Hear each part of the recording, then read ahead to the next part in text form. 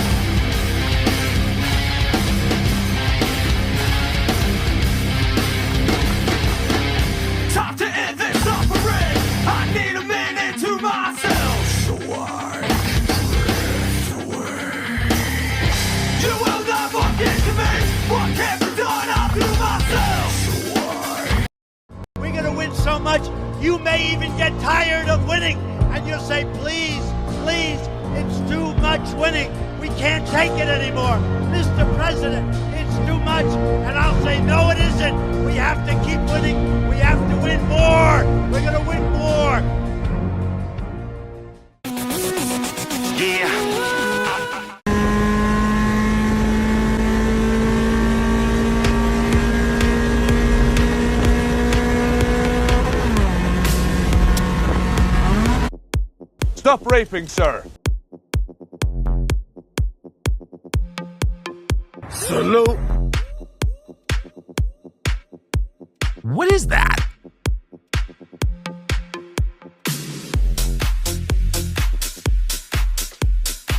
Pedro.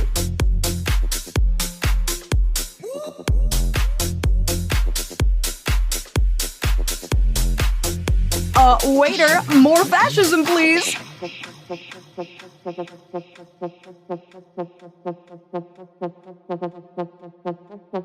I'm a human nigger going hard as fuck. There you go.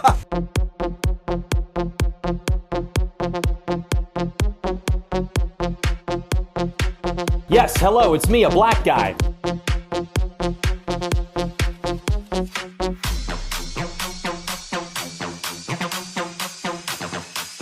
White males way up. White males have gone through the roof. White males way up.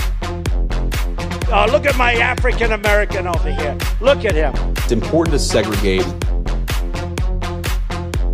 I don't really care, Margaret.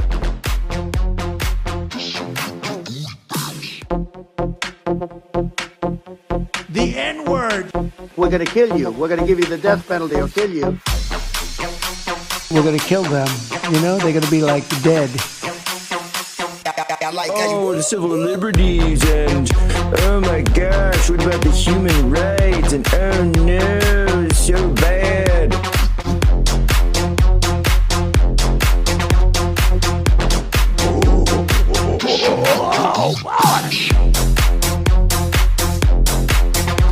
Gross. Ew.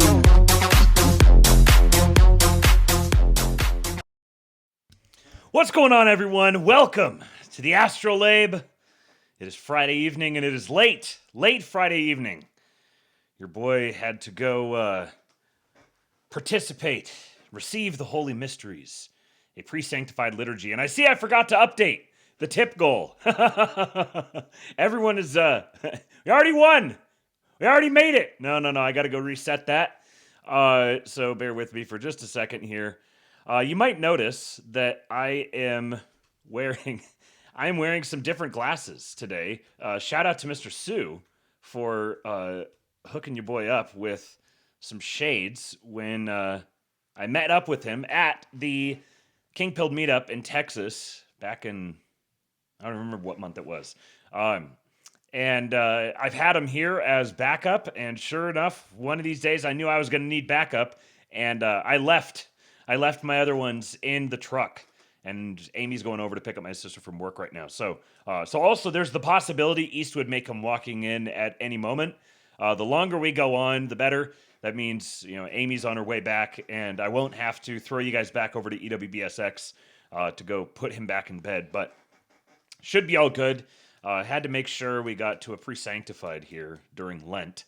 I don't know about you guys, but Lent has been Lent, and yes, good to go see the spiritual father, spend some time with the Lord. In the evening, it's a different vibe. The evening liturgies are they're different. They're different than the morning liturgies, especially an evening liturgy during Lent.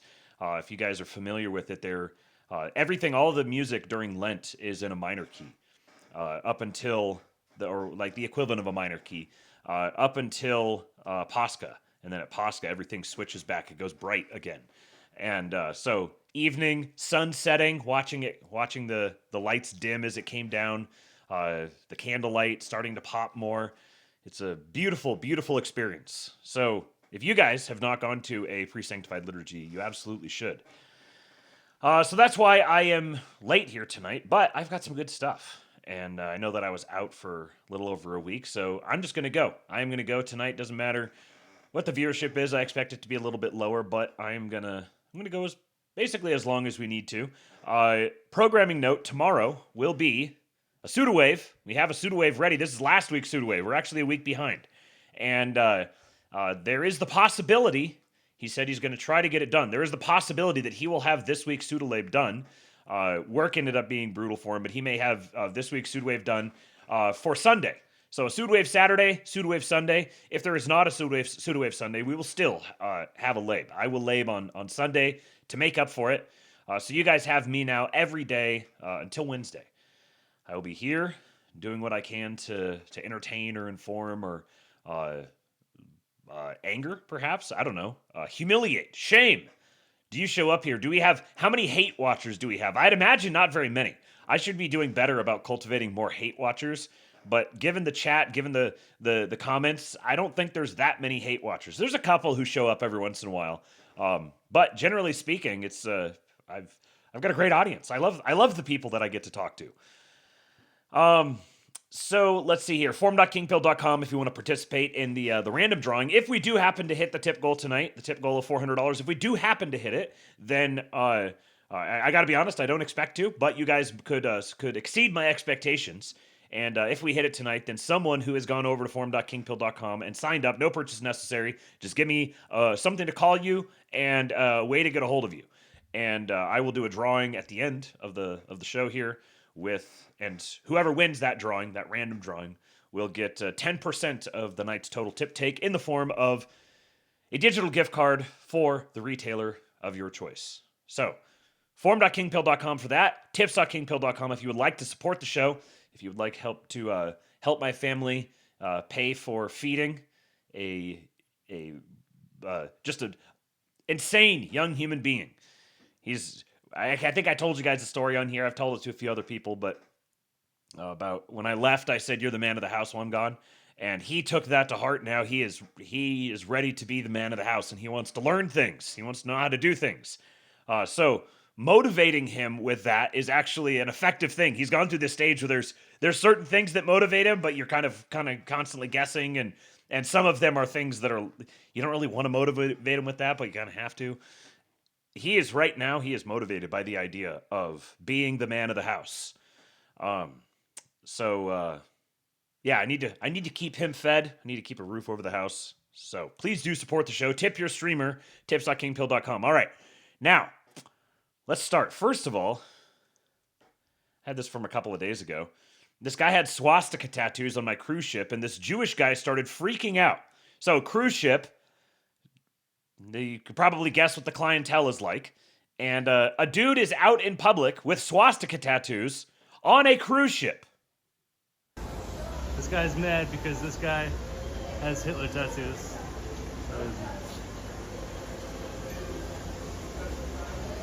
And this guy's a Jew, it looks like, and he's really angry. This guy's a Jew. Welcome to the Gulag. If you survive, you earn your freedom. Thank you. Thank you, Creek Dweller, resubscribing for 10 months now. And Jeff Accordion also said, talk about good timing. He came in right at the start. Also resubscribing now for 10 months. Man, really does not feel like I've been doing... It doesn't feel like I've been doing the Labe for 10 months. I've been doing the Labe on Kick for 10 months. That's crazy. Note that he calls him a Jew. He doesn't say this guy is Jewish. He says, this guy is a Jew. There's a difference, and that difference is important.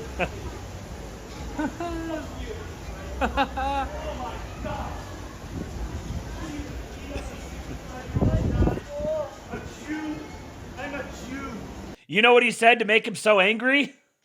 I've got bad news for you. You're Jewish. And he said, you're calling me a Jew? A Jew? Now note the curious positioning of the swastikas here, and also the fact that they are mirror image, not mirror image, but is it mirror imaged? Uh-oh, I got to test my shape rotating. They're opposite. They're rotating. One's counterclockwise, one's clockwise. And yeah, they would be mirror imaged. Yeah, so mirror imaged.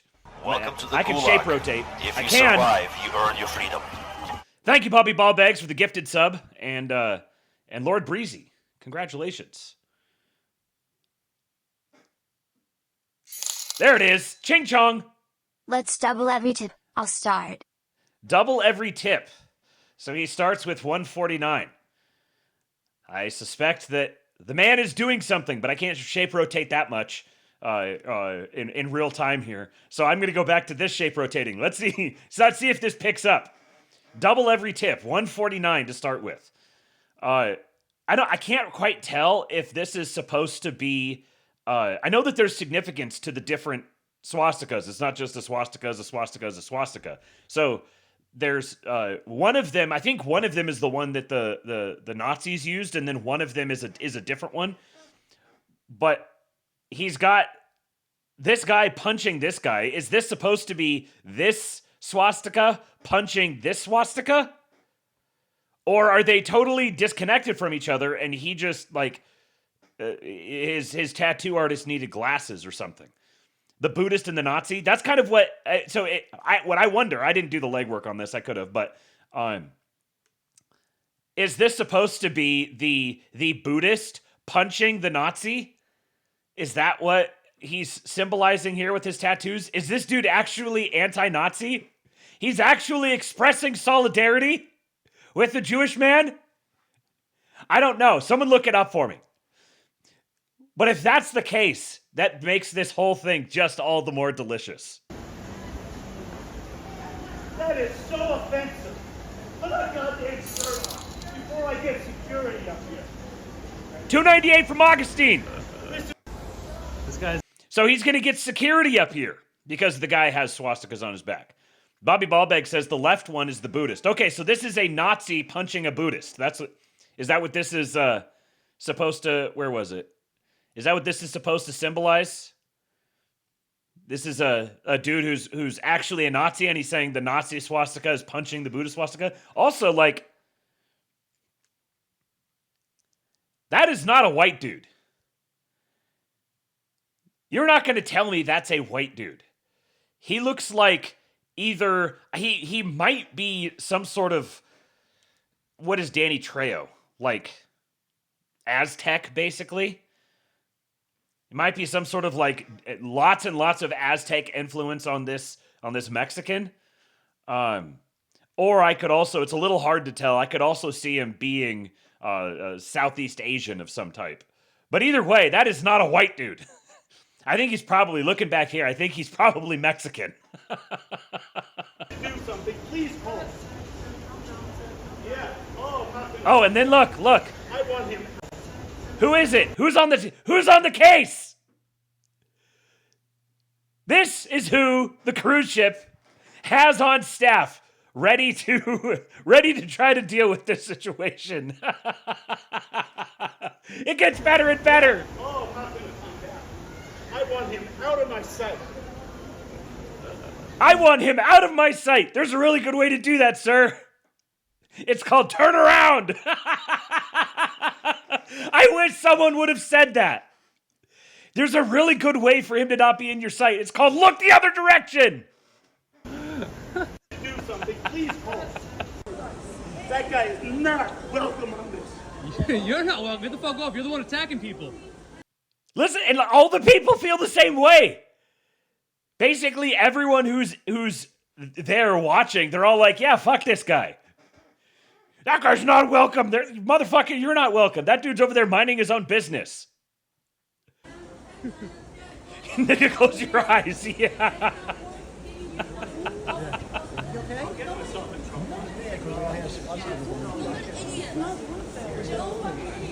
Look at these guys smiling. You think it's fucking I think it's funny. You fucking test You me. think it's fucking I think it's very funny. huh? I do. I do. Watch his face. It's funny. You fucking test me. You think it's fucking I think it's very funny. huh?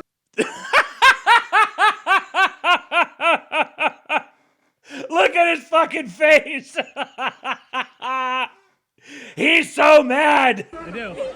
I do. Imagine the life this guy has led. Just give yourself a moment to just look at him. So he's got his like board shorts. He's got his plain colored t-shirt. He's got the same belly that I do. He's mostly bald. Glasses. He's got these big, sad eyes. What sort of life has this dude led? He is now here on a cruise, surrounded by people who look like this, and he is just pissed off that there's a Mexican dude minding his own business with a swastika on his back. What are you gonna do? You hear him? He says Trump. What up? What are you gonna do? That sound.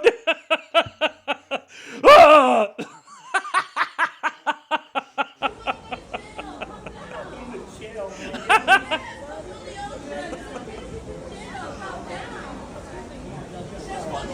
They're giving out free. Oh man. All the people on this ship are just like, fuck off, old Jew.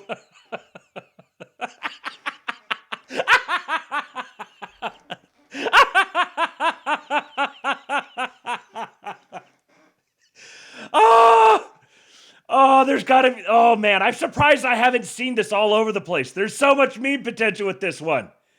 Incredible meme potential. Oh man. So yeah, there you go. Oh, I forgot about this. Look at this. You see this up here? This tattoo. It's like a star with a 7 in it. And where is the... Here we go. Yeah. What's going on with this guy? From Goth Guido, Key West Paisan. God, times are so good right now.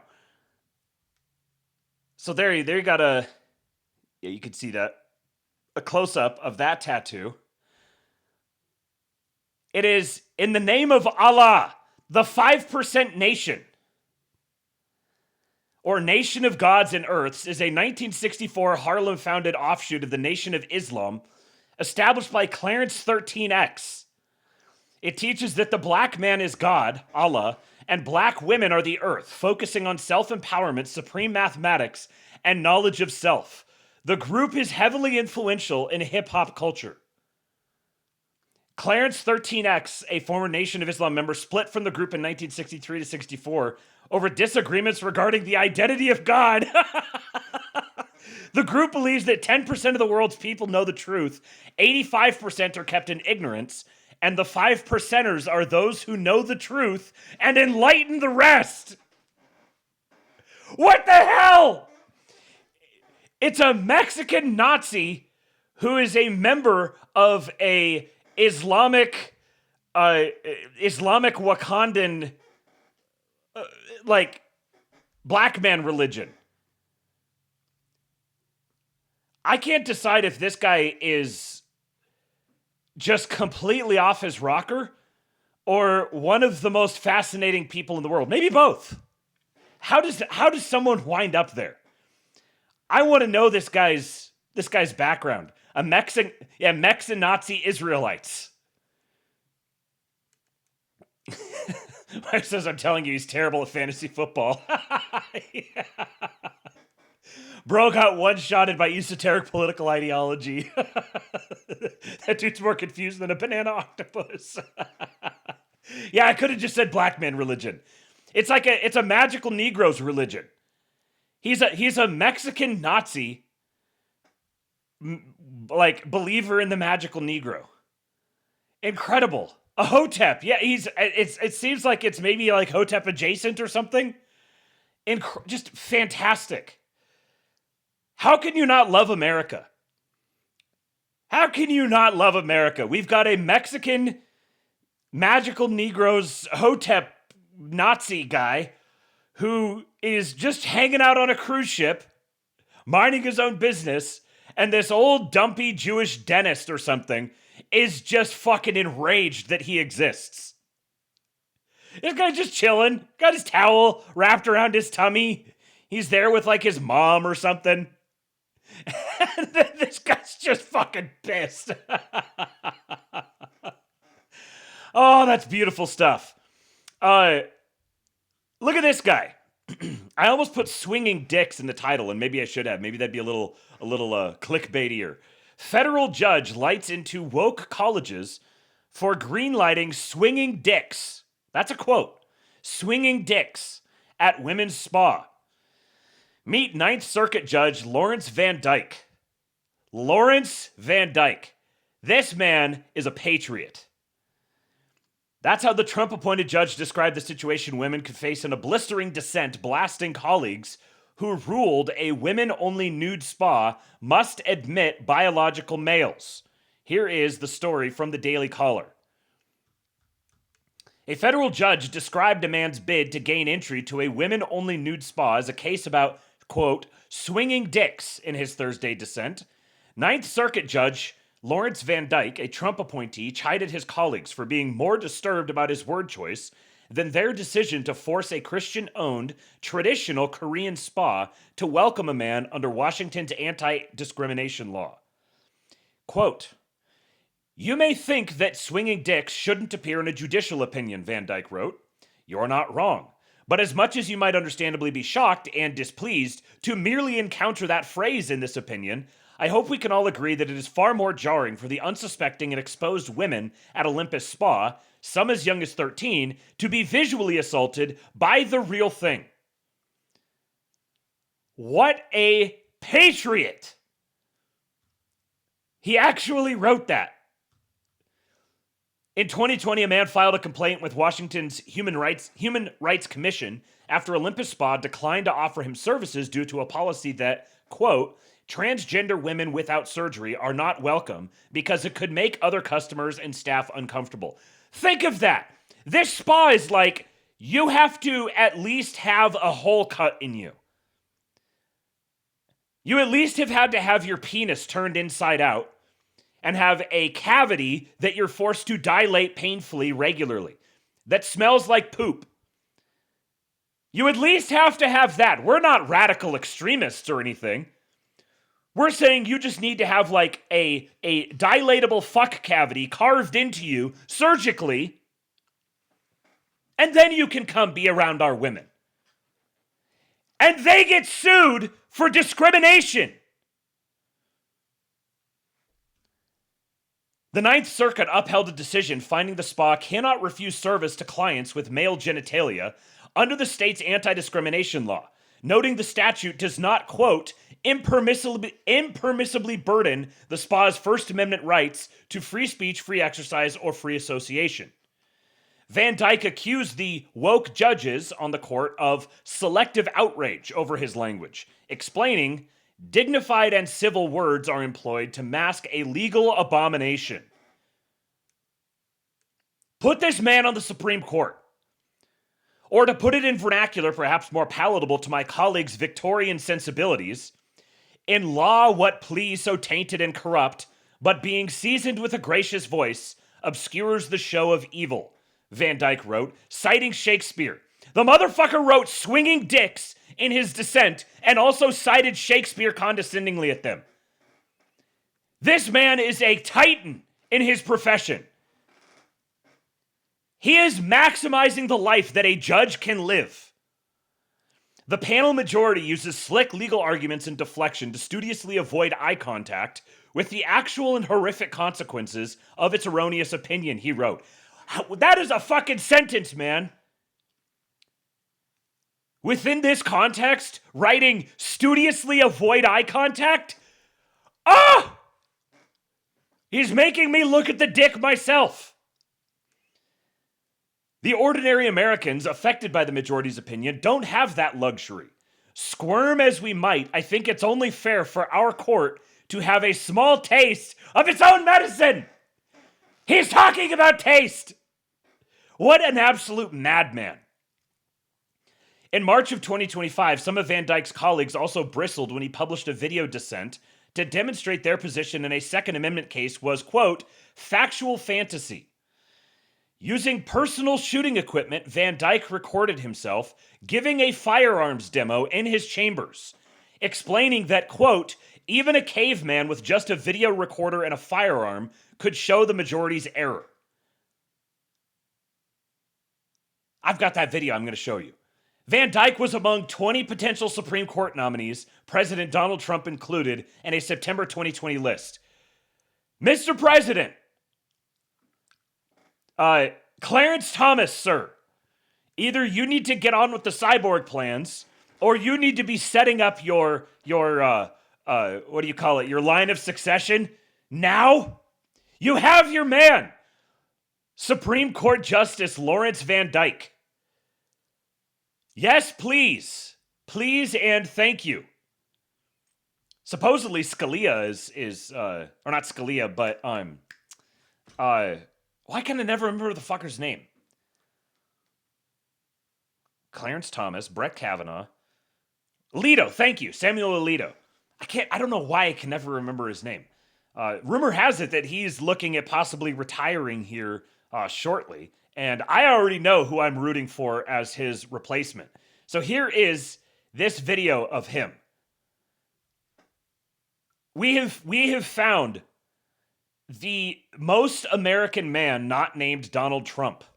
Earlier, this little piece here, it's necessary for the operation of the firearm. It's a tiny little piece that you need to have for the firearm. And so you would think, well, since it's necessary, then it must be an arm protected by the Second Amendment. But not under California's logic in this case. See, you can replace this factory takedown lever with a different factory takedown lever. Welcome to the Gulag. If you survive, you earn your freedom. Jay Sizzle, thank you for resubscribing. Mr. Seuss says someone should tell Trump if he's fed up with watching Tucker, he can watch the Labe instead. Well, funny you mentioned that because I do have this someone sent me. And there's this show, King Pill, they call it King Pill. Absolutely incredible. One of the best shows. Run by a total patriot. They call him Matthew Erickstein, King of the MAGA Chuds. That's me. My president knows me. Spud Ruckus says, I don't know, there's another one out there that way, and in the short list among Trump's picks. He's Asian, and he's so base. Can't remember his name. Yes, that's the other one I was thinking about. I think he's from Dallas. There's an Asian dude, Cho, maybe? I think his last name might be Cho. Daniel Cho. Something along those lines. James Cho. James Ho. It's an Asian name. And he is also, like, the reincarnation, the Asian reincarnation of Clarence Thomas. Yeah, Texas Asians are not typical Asians. Yeah. You do that, you replace it, you put the slide back on. Now the firearm is a lot more controllable under recoil. You can, just like with the red dot sight, you can do faster follow-up shots. You can aim the gun more quickly, and you can control it better. So again, as with the red dot sight, as with the higher capacity magazine, this particular takedown lever makes the gun more dangerous when it's misused, but also makes the gun more effective for its intended purpose when it's used properly. So under California's logic, because this is an accessory, this little takedown lever, it could be replaced with a worse part, this little takedown lever is not protected. It's not part of the arm protected by the Second Amendment. Well, you might ask yourself, well, what about the grip? Like, you think this grip, certainly it must be part of the arm. I mean, it seems like that's a pretty key part of a firearm, is the grip of a pistol. Well, actually, under the majorities. Yeah, this guy's totally got to be a Brandon Herrera appreciator. Shouts to Brandon Herrera. Yeah, you voted for Brandon Herrera, right? Yeah. I want a Supreme Court justice who also moonlights as a gun tuber. Argument, it would not be protected. And the reason is, here's a bunch of grips that I've accumulated over the years. I'm just going to pull a couple out here. This is he's just like, here, look, boop, just drops them all there. Small grip, a nice small light grip. This is a big heavy grip. So what you can do on this firearm is you can remove the slide, remove that takedown lever, take what's called the fire control unit out of the firearm. This is actually the firearm under the ATF's definition. And you can take this fire control lever and you can put it inside this smaller grip. And you could use this grip for, say, self-defense purposes, because it's very concealable, it's light, it's easy to carry, and indeed, you'll see that's pretty much the type of grip that I have on my self-defense firearm. Or you could take this much heavier grip with aggressive stippling on it and with a flared mag well, and you could put this fire control unit in there, put the takedown lever on, and then you put the slide back on, and now you have a firearm that is much better at being able to take quick follow-up shots, hit what you're aiming at. And so this grip, all of these grips under the majority in California's logic, could be banned because if they were misused, they would make the firearm more dangerous, and you could put a different type of grip on if you wanted to. So Lawrence Van Dyke is circuit judge of the United States Court of Appeals for the Ninth Circuit since 2020. He previously served as the Solicitor General of Nevada from 2015 to 2019. Welcome to the and Gulag. Of Montana. If you survive, you earn your freedom. Dave Johnson, what have you done, sir? 10 gifted subs. Thank you, man. Dave Triet, Spud Ruckus, Mr. Sue, The Dankest Vanilla, Not a Babylonian, Emperor Atreides, Isabella LMAO, Bales, Metra HD, Harry Z2, these glasses are interesting, and Olvan. Thank you, Dave Johnson. You know, Dave Johnson is the gayest person to ever walk this green earth. Here is the biggest, gayest man in the world. Wow. So gay. Thank you, Dave. You are a patriot. Logan says, this guy impulse buys gun parts. He's literally me. So he was born in Midland, Texas. So he's Solicitor General of Nevada from 2015 to 2019 and of Montana from 2013 to 2014. Born in Midland, Texas, grew up in Bozeman, Montana, attended Oklahoma Christian University from 92 to 95, studied civil engineering at Montana State University, graduated in 1997 with a Bachelor of Science with highest honors. He worked for his family's construction company and did graduate study at Montana State for the next 3 years, receiving a Master of Construction Engineering Management degree in 2000. He graduated from Bear Valley Bible Institute, a Bible college in Denver, Colorado in 2002 with a Bachelor of Theology degree. He then attended Harvard Law School, where he was an editor of the Harvard Law Review and the Harvard Journal of Law and Public Policy. He graduated in 2005 magna cum laude. He magna them to cum laude. He was in private practice at the law firm Gibson Dunn from 2005 to 2006, served as a law clerk, performed pro bono legal work for the ACLU, the Free Market Foundation, and the Alliance Defending Freedom, filed an amicus brief in Christian Legal Society v. Martinez on behalf of gays and lesbians for individual liberty, in which he argued that a college student group had a First Amendment right to exclude from membership students exclude from membership students whose sexual conduct violated the group's stated beliefs. He was assistant to Solicitor General of Texas, then appointed Solicitor General of Montana. He recommended signing on to other states' challenges to state and federal gun laws, co-wrote a brief supporting an Arizona law prohibiting abortions after 20 weeks, and recommended that Montana file a brief in a New Mexico case involving a photographer who refused to photograph a lesbian commitment ceremony.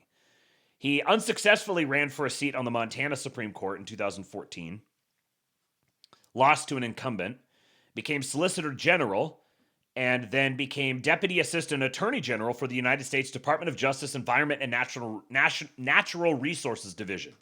He is a member of the Federalist Society.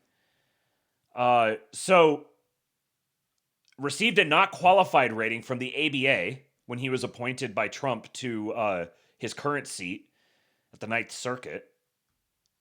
6 retired justices of the Montana Supreme Court publicly opposed his nomination. In unusually personal terms, the ABA published a critique of Van Dyke in a letter to the Senate Judiciary Committee. That letter asserted that some interviewees described him as, quote, arrogant, lazy, an ideologue, and lacking in knowledge of the day-to-day practice of law. They're calling him the Chudge. The Chud Judge. I'll work on it. The ABA added, there was a theme that the nominee lacks humility, has an entitlement temperament, does not have an open mind, and does not always have a commitment to being candid and truthful. The MAGA Chudge!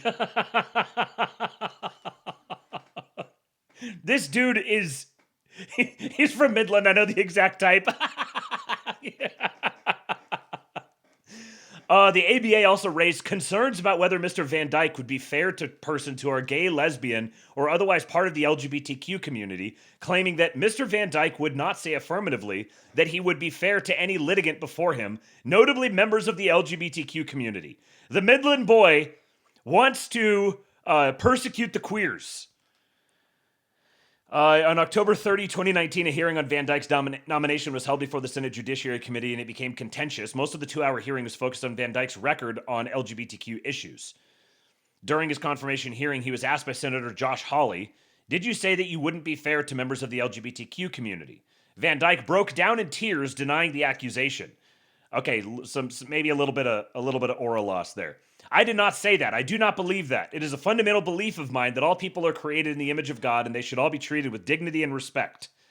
Senator Patrick Leahy, a Democrat from Vermont, questioned Van Dyke about an opinion editorial he wrote in 2004, while a student at Harvard Law noting that same-sex marriage may be harmful for children on average. He stated generally that some of his personal views have changed since that time. He said that his ABA evaluator told him she was in a hurry and did not give him the opportunity to fully respond to concerns.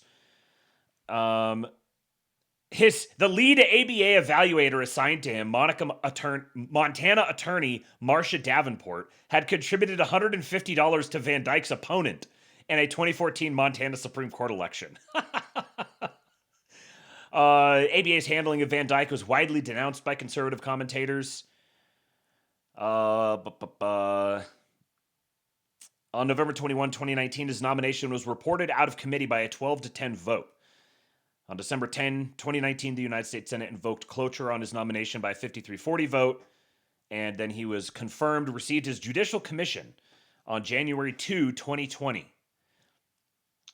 And there's a number of other cases here that he has... he is a man who finds his way into the spotlight rather frequently.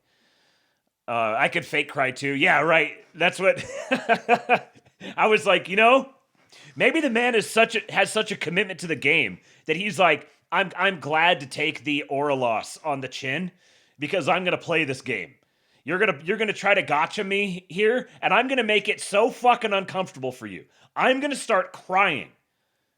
I'm gonna sit here and cry and dare you to abuse a crying man on the stand. He gets through and he's like, haha, fucking suckers. Anyway, so that is Lawrence Van Dyke. And let's see if he's still on the short list for Supreme Court nominees. Quick update on yesterday, something from yesterday's episode. I talked about this story with my president. a rumor about you like helping Kobe one time at a game. Is that a true story? Time ago, right? That was Is this a true story? Well, it wasn't a fight. I was breaking up a fight. Okay. Which sometimes is more dangerous than being in a fight, right? But no, I like Kobe. Kobe was having My president's got street smarts. a hard time with somebody, and it worked out fine. But yeah, I broke it up. Probably not a smart thing to do. Historically, it's never good to break up fights. Yeah, I try to de-escalate situations a lot. But you're gonna be at UFC 2. Were you guys not getting sound from that? It was quiet. It was low. I couldn't get it up anymore. Their sound is just really low. Okay, yeah. So basically, he was just saying that Trump said, yeah, I did. He said sometimes it's more dangerous to break up a fight than to start a fight or get in a fight. And then he ignore him. Okay. And yeah. So he was just validating that story did happen. He did break up a fight. And then he said he probably shouldn't have.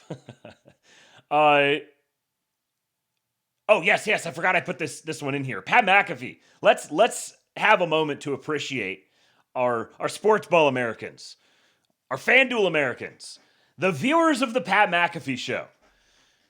Reed Blankenship is signing a 3-year, $24.75 million deal with the Houston Texans. A moment of silence for the Exciting Whites. So the Exciting Whites is the name that the Pat McAfee show gave to Reed Blankenship and Cooper DeJean, who were both defensive backs for the Eagles, who happened to be white. And this is notable. There are like no white cornerbacks at all. And then suddenly they got a white cornerback, and then Reed Blankenship is more of a safety. But they were both on the team together at the same time. And NFL media, let's say the more Chud-oriented NFL media, I like notice this. They're like, look at this. Look at our powerful white cornerback. So unfortunately, Reed Blankenship has left to the Houston Texans, and Pat McAfee and the guys on his show here are mourning that. Before we get to you, Dano, we do have to have a moment of silence. I don't like that we're doing it. The Exciting Whites took over football for a bit. Had no idea that two Caucasoids could do that. Caucasoids? At those positions in the NFL. They're calling them mega Caucasoids. People would get them confused. Hey, white guy playing position you're not supposed to play. How's it going? And white guy would have to say, it's the other one, guy. Now when... That's such a good joke. All the white guys look the same. Never get to hear the exciting mics of the Exciting Whites continue because one of the whites is leaving town. Rest easy, too, the Exciting Whites. And I personally would like to thank you guys for your service to football. You broke down a lot of barriers. Trailblazers. One of them made everything DB team. He did. Yeah. First time ever. Jackie Robinson. Is that going to be the only time ever? He's our Jackie Robinson. No. We got one in the draft. Might be first round. Okay. Wow. Look what these Exciting Whites did. It's over now because $24.75 million was sent to Reed Blankenship from Nick Casario, who said, I need me one of them. Congratulations on a hell of a run, Exciting Whites. Miss you. Love you guys. Love Never forget you.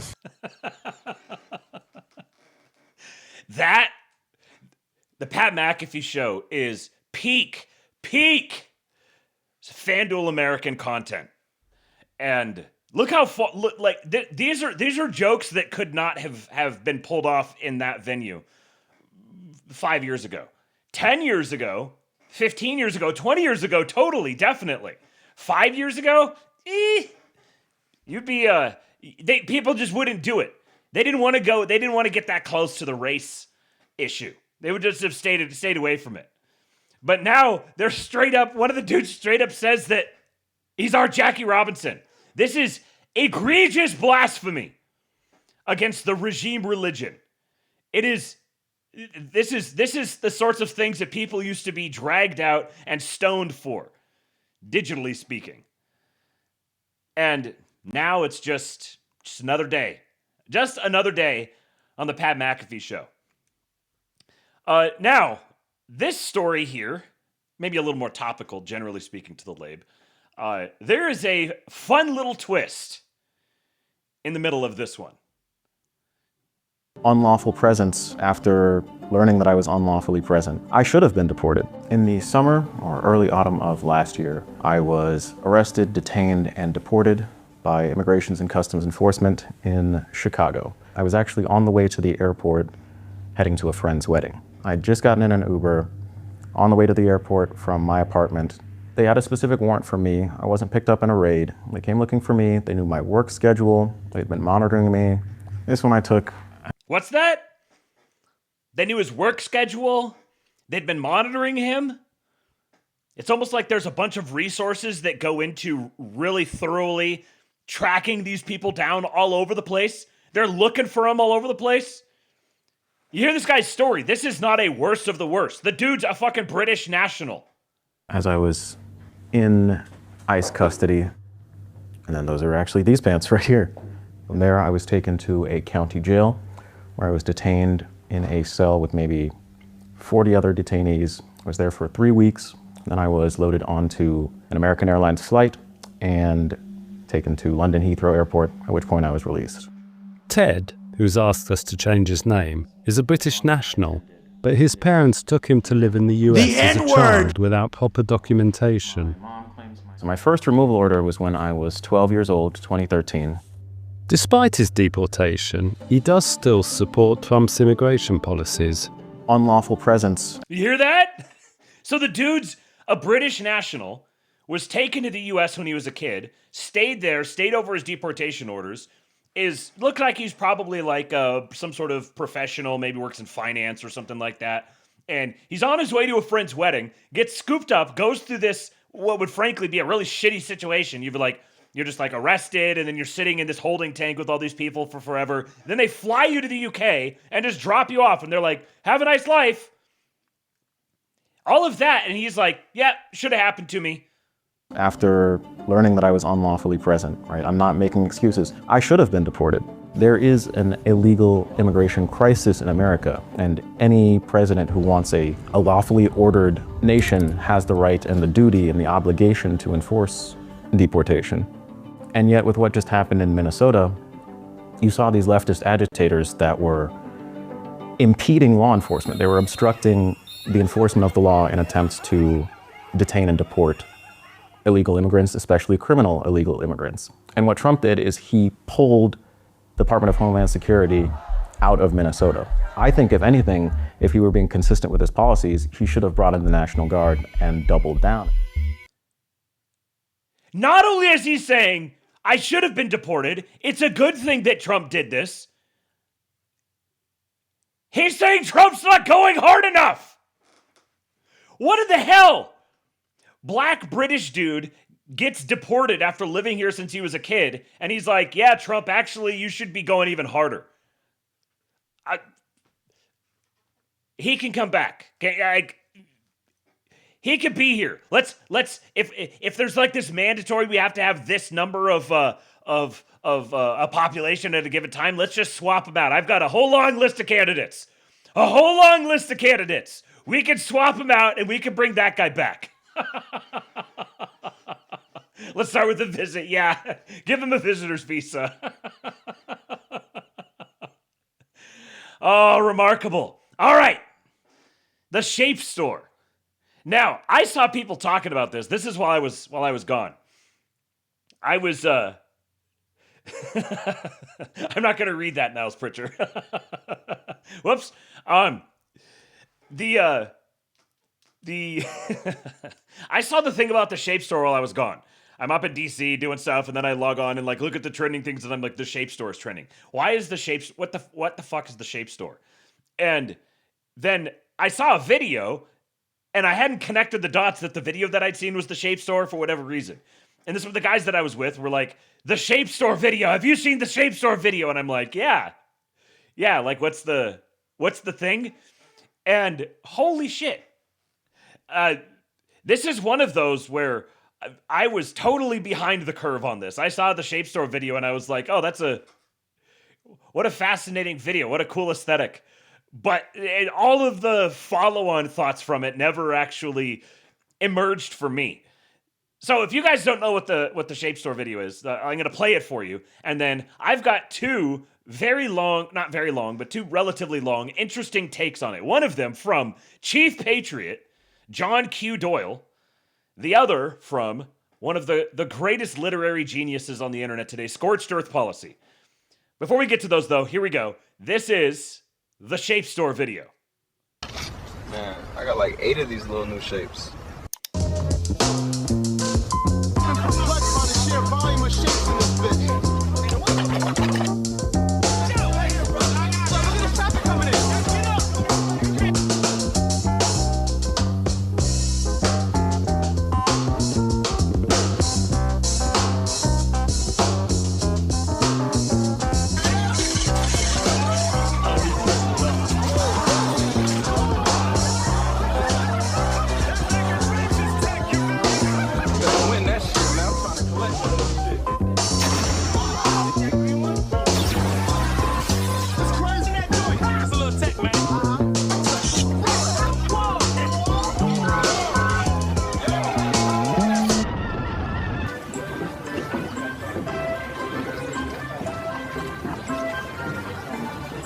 This is just New York. Pristine theatrics, man.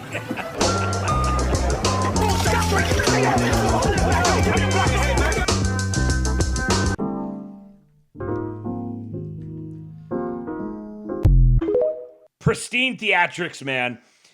So, let's start with Scorched Earth Policy. Buckle up. You're about to be treated to some words. The best words. The Shape Store is the afterlife for black people. It represents the bacchanalian tempest of chaos that stirs in their hearts. It is neither heaven nor hell, but a tense purgatory of motion, wonder, violence, and colors. The Shape Store is what they grasp for while alive. The Shape Store represents the platonic perfection of consumer indulgence that fulfills the black impulse for status hierarchy. The absurdity of the premise highlights the purposeless trinketry in the shoes, chains, and clothes they steal, harm, and kill for. At a macro scale, there is functionally no difference between a limited edition pair of Jordans and a green rhombus made of plastic. The Shape Store is perpetually in a nighttime urban liminal space. Beyond the corporate McDonald's play pit funhouse aesthetics, everything is lit with the hostile comfort of street lamps and concrete. The sky is like a kindred darkness, beckoning ancient memories of African dirt finally cooling to a reasonable temperature in the dead of night. The Shape Store embraces incoherent traffic from clown vehicles. You can go to Jeff Vanderloo in St. Louis right now and find at least 3 black men stuffing themselves into toddler car frames with lawnmower engines, zooting around at 30 miles per hour between sidewalks and streets like Roblox NPCs. A ghetto-rigged solution to suspended driver's licenses becomes a hidden portal into a childlike whimsical sensation that only Miata owners could ever hope to come close to in the civilized dimension. This tender succulence is immortalized in Black Afterlife, a world where the joy of vehicles is divorced from the risk and mental anguish of navigating rules or considerations that traffic normally invokes. The Shape Store is a place where squabbles and beefs openly occur without any sobering reality of death to haunt the participants. Much like the pool punch putting plotting of Dream Combat, occupants of the Shape Store fight in ragged sitcom-esque tussles. They grab each other in gesticulating pratfalls, shaking each other around onto the ground. They point fingers to make their ops' heads explode into a cloud of smoke like Looney Tunes characters, falling onto the ground in stiff wooden cartoonish fashion, only to pop up later and dance a jig. The Shape Store is decorated in the same clinical simple colors and set pieces that remind black people of the mandatory public school attendance from early childhood before a self-imposed 8th grade permanent hooky graduation. A place and time where they saw the most color in their physical lives that wasn't immediately degraded into ramshackle shades of black, brown, and gray. The Shape Store is simple, easy, intuitive. It's a place where the rules only exist to the point of visceral emotion. Logic is restricted to 5-second periods of visual coherence. Games are simulacra of their real-life counterparts. Chess is arbitrary uniform pieces being slammed onto the board while slogans are chanted out, like magic spells by old unks wearing suits and fedoras, their versions of wizard's robes. Gambling is just shaking pieces on tables with winners being decided by who screams the loudest. Carnival games reward unconsidered raw speed and velocity, and they always end in explosions. The Shape Store is the perfect balance between form and formlessness. The shapes are hard enough to retain their shape, yet soft enough to throw or be thrown into without pain or injury. It's a colorful padded room where nobody can harm anybody. Much like basketball, it allows for the furthest displays of violence and aggression without actually having to cross into a realm of consequence. Objects can be thrown at anybody, anytime, for any reason, without consideration. But unlike a snowball fight, nobody has to deal with the labor of constructing something.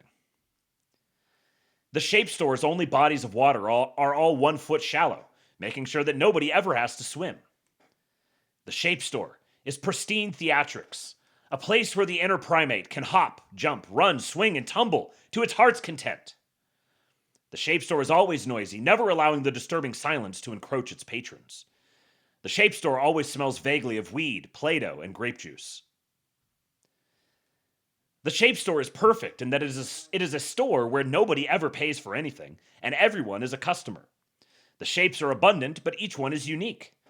The 12 basic shapes and 6 basic colors available are essentially infinity to the black mind, the endless dimensionality of facing 2 mirrors against each other, allowing for the satisfaction of eternity, while heavily reducing the RAM usage on God's computer. The Shape Store is a mirror image of the modern black urban environment. Blacks live inside of video games every day of their lives. Everyone who is an outsider is an NPC who can be harassed or harmed without consideration. Any object is loot, any environment is destructible, any importance is relegated to physical stats, and jail is just the respawn lobby.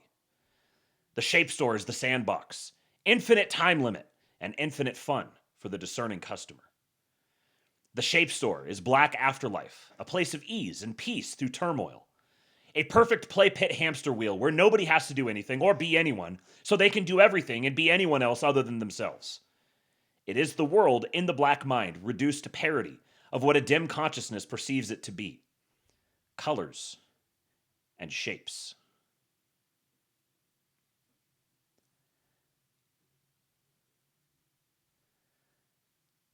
That is scorched earth policy.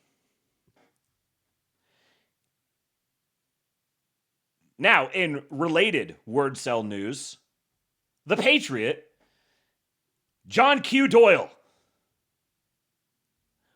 Where my Doyam at? But now that we got that out of the way, all the boring stuff, I have to talk to you about probably the most profound piece of media I have ever perceived. I have seen this on the timeline. It was on Twitter. I believe it was on TikTok first. It's called The Shape Store. I don't even want to inform your palate prior to consumption with anything that may bias your experience. I want to simply have producer Blake play The Shape Store and let us all experience this piece of art together, and then I will give you a guide on how to properly understand it. Take a look. Did I give my rant on, was it on here that I ranted about the people who think that Doyle is a midwit? Did I rant? I know I posted about it in the King Pill Discord. I can't remember. I ranted about it out loud to someone. But, oh, that's right. Life Support Unplugger was featured on Doyle's Q&A today. Life Support Unplugger, you're a patriot. It is good to see you out in these streets fraternizing with patriots. So Slutty Muck says Doyle is one of the smartest people I've ever listened to or watched. Yes, so this is what's fantastic about Doyle. Doyle is constantly doing a bit. Doyle is always in the character of Doyle. And the character that Doyle plays speaks very well to midwits. It's kind of like a Pixar movie. The Pixar movie is just like captivating to the child. But the adults listen and they're like, yeah, I see what they did there. Oh, yeah. They're the ones who pick up on just the little blips every once in a while. The little winks. Like, hey, yeah, there's an adult watching. Doyle is speaking to midwits. but he knows that he's got an audience that is not just midwits. And when I see someone, there's so many, especially he's got his age-old feud with Fuentes and the Groypers. There's a thing that's there, and they kind of indulge in it for the fun of doing a thing. But there's also plenty of these guys who genuinely fucking seethe at him. They just rage and seethe at him. And they pick out these little turns of phrase that he uses, and they try to pass them off as evidence that he's like he's a midwit tryhard. Which is like, he's dropped the perfect bait. Where when you do that, you are revealing that you are a midwit tryhard. You're like, oh, I identified the midwit thing. It's like, yeah, that's right, you did. Because you're the fucking midwit. It's beautiful. It is every single piece that comes out of Professor John Q. Doyle, expert on black people, is both incisive political commentary and also a fantastic bit of ongoing performance art. Look. Man, I got like 8 of these little new shapes. Straight Buster says Doyle is Fuentes for people that are actually American and not retarded. Yeah, right. That's very good description, yes. Pixar Fuentes, there you go.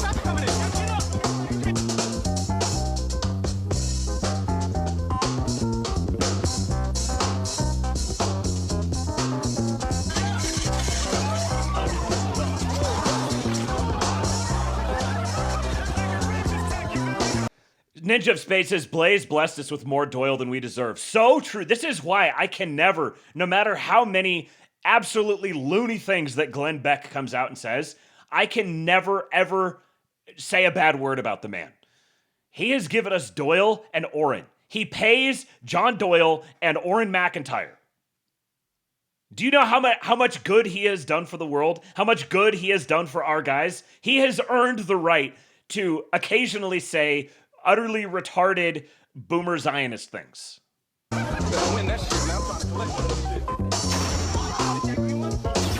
The reason that this is so fantastic is in why it is art and why it is telling the truth about the world. Firstly, I like it because it's racist. Like, you have to imagine the prompts that were entered into whatever AI generated this to generate that kind of footage, right? Where you just have like a bunch of black people and they're hanging out, they're in the hood, they're at the shape store. This is like a nexus of the community. This is like a node that they view to be integral. And they're flexing the shapes, right? They're like, I just picked up like 3 of these. They're like fascinated by the geometry.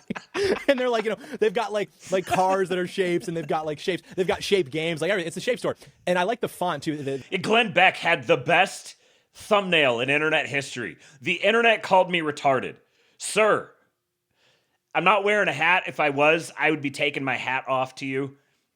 Putting the internet called me retarded on a YouTube thumbnail as Glenn Beck. That's something for the Internet Hall of Fame. I got my forehead really frickin' sunburned. Probably doesn't, the lighting in here, I don't know if you can tell. My forehead's fucking glowing. And I just poked it with my thumbnail and it hurt. The Shape Store font appears to be in the chocolate font. You remember that? That skateboard brand Chocolate. I don't know if you guys ever went through that phase. Tech Deck's even Chocolate. Very famous skating brand from the 1990s. And so that was the font of the Shape Store. And so I'm watching this play out. And what was fascinating to me, not only about this, and by the way, the reason we're even talking about this is because, you know, I had so many people in my replies telling me, you got to talk about the Shape Store because they perceived it to be somehow related to Black history also. Like, I saw this and I'm like, this is happening, right? We're all kind of, and people were like, yeah, so true. You must discuss the Shape Store. So remember, Professor John Q. Doyle here is a certified expert on Black people. So when John Doyle talks about Black people, I sit my white ass down and listen. This seemed to catch on with a lot of people. They were fascinated by it. They were endeared by it. With all of the like AI slop that you see, this was something that seemed to kind of retain a bit of originality and that was more or less interesting. And I think that that is like the take with any kind of AI arts. You know, I enjoyed this. Do I actually think it's like some profound, like maybe a little bit, but the thing is, and he speaks like, with all the talks about AI, which is a subject I tend to want to avoid because I think it's one of those things that fascinates the mind of the midwit, like perhaps nothing else. AI is fundamentally just like a tool. So here I have been declared a midwit by John Doyle. And you know what? I will bear this cross. I will be the midwit whose mind is fascinated by AI. And you cannot use a tool and expect it to produce the same outcome that, you know, anybody who is naturally creative, creatively brilliant could produce with like any tool. And so as we've democratized access to being able to create refined, high-tech, high-produced, whatever kinds of art with AI images, AI videos, you notice that everything that it does is actually just, it makes slop. Everything sucks. Nothing's good. Nothing's particularly compelling. It's all slop. And then the people who do not exactly have an artistic tradition in their countries, they eat that kind of stuff up. They love it. They're entranced by it because they don't have maybe a more refined appetite like we would be accustomed to in the West. And so I view this to be like indicative of the larger conversation about like these artists, these people who are artists, really concerned about being replaced by AI. And to me, it's like, nothing that an artist would ever actually create could be replicated by AI. You know, an artist, somebody who is brilliant, somebody who's creative, could use AI as a tool to construct their vision of the community hangout being the shape store. And we're going to have a bunch of black people and they're going to be hanging out, playing with shapes, fucking around. It's 3 a.m. It's dark. Like that is right wing because I could see that happening. That is telling the truth about the world. I could see there being like a shape store. But what you see now is you have all of these people who are interested in art, which is to say, I'm a narcissist. I think I have something to say. I think that I can really add something to the world with just my brilliance and my view, my storytelling. And then they actually can't make anything that's good. Their drawing is not that great. Their animating is not that great. They're just not good. They're not good artists, and that's fine. I mean, there's a reason why we celebrate good artists, talented artists. There's 1 in a billion who will actually contribute something meaningful that people can resonate with and that they'll enjoy. It's very rare, and it's not taught. You really just kind of have to have that. It's so hard to find a place to pause John Doyle, because this is another thing. If you listen to John Doyle, he will literally do exactly what he's doing right now. This is the longest breath he will take, and he will go for an hour. As someone who spends hours a week talking into a camera on the internet, that is extraordinarily difficult to do. The dude's mind is lubed up like a motherfucker. The way that the sentences just form themselves and just poof, out. Yeah, speech stats 100. Absolutely maxed out. The man is a well-practiced word cell. He has mastered the word cell skill stack. It might be easy to misunderstand part of the point that he's making here, which is that the AI. It's not that AI is not a tool to be used toward art. He's actually saying the opposite. He's saying AI is something that an actual artist, someone with an actual artistic inclination, can use AI to produce something. So to get the shape store, you actually would have to have an awareness of this phenomenon. You would have to understand the thing that Scorched Earth policy was describing. All that thing that he's kind of circling around and describing from a bunch of different directions, that reality, fundamental truth about the world, you have to have that understanding in your head first, so that you can be the one providing the prompts to create that, to produce that piece of art. But then he's also making this point of, so he's not anti-AI as a tool for producing art. The question is, he uses the term replicate. AI is not going to replicate or replace art. It just becomes another tool for using art. And it happens, it's like a really high leverage tool for using art. But it will only be mastered by those who were already artists, and they could have done their art with a paintbrush. They could have done their art with an instrument. They could have done their art with like a musical instrument. The tool that they're using is AI. Now, I happen to also think, I don't think he would necessarily disagree with this, but he didn't really speak toward it. I also think it is interesting that when you take the people that he's describing, those who don't have necessarily like a native artistic tradition to draw on, they don't have like each artist is informing the artist that follows, because the artist that follows is acting within the world that the previous artist created. So artists are like creating reality in real time and portraying it to us from different perspectives. But you have the people who don't have that artistic tradition to draw upon, but they still go and make something, even if it is considered slop. To me, it's interesting because there's still data that you can draw from that. It's like, here's their default programming. Here's the thing they naturally just fall to. Here's the lowest level they naturally fall to. That informs us something about the way their brains work and what sort of world they're experiencing. Even if it doesn't qualify necessarily as art, it's still something that you can derive information about the world from. And I happen to find that like an interesting sort of ethnographic study is looking at the slop. What is the slop is like the lowest common denominator. And some people say, ugh, lowest common denominator. I have higher tastes than that, which is cool, great, that's fine. But also, there are things to be, there is information to be gleaned from observing what the lowest common denominator is. And it's not just the innate creative ability, it's also the passion. You know, you look into anybody who's somebody that you really Nice, respect Jeff. artistically, and you read about kind of how they developed their process, the things that they were willing to do to get to where they were at creatively. And it's sort of like insane, right? It's like actually kind of insane behavior. And famously, a lot of the best writers, the best poets were like kind of insane, actually. Maybe not exactly well-adjusted people. And so, yeah, I see all of these like... It's sort of like the act of art is perceiving something that's currently imperceptible and figuring out a way to manifest it into reality. You have a vision, you have an image, you see something, you hear something, you put together a picture in your head, and then you need to make that picture appear in front of you. So you're having to use whatever tools that are at your disposal to fashion that thing into reality. Millennials, all these Gen Xers, these like fundamentally narcissistic people, many of whom are diversity hires, basically. And they look at studios, whether those are, you know, animation studios like Pixar, game studios like, I don't even know, Bethesda, maybe? I don't know. They still make decent games, but my point is that the quality of all of this media has decreased like profoundly. Even... Oh, what I was going to say with that, I kind of lost my train of thought. What I was going to say with it is that the fact that I think the reason why artists and insanity tend to have like their the lines are blurred is because they're necessarily having to put themselves into a world that doesn't exist, or at least that doesn't perceptibly exist yet. They're actively going out beyond like the threshold of known reality to draw something down into known reality.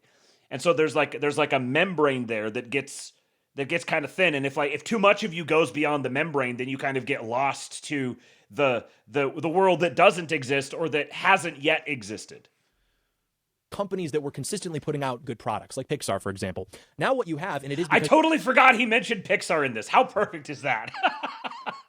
Of DEI, you have all of these people who want to be hired by these companies, not because they want to contribute something that is actually like great, but because they want to be able to strive or flex on their LinkedIn that they work for Disney Pixar, that they work for whomever.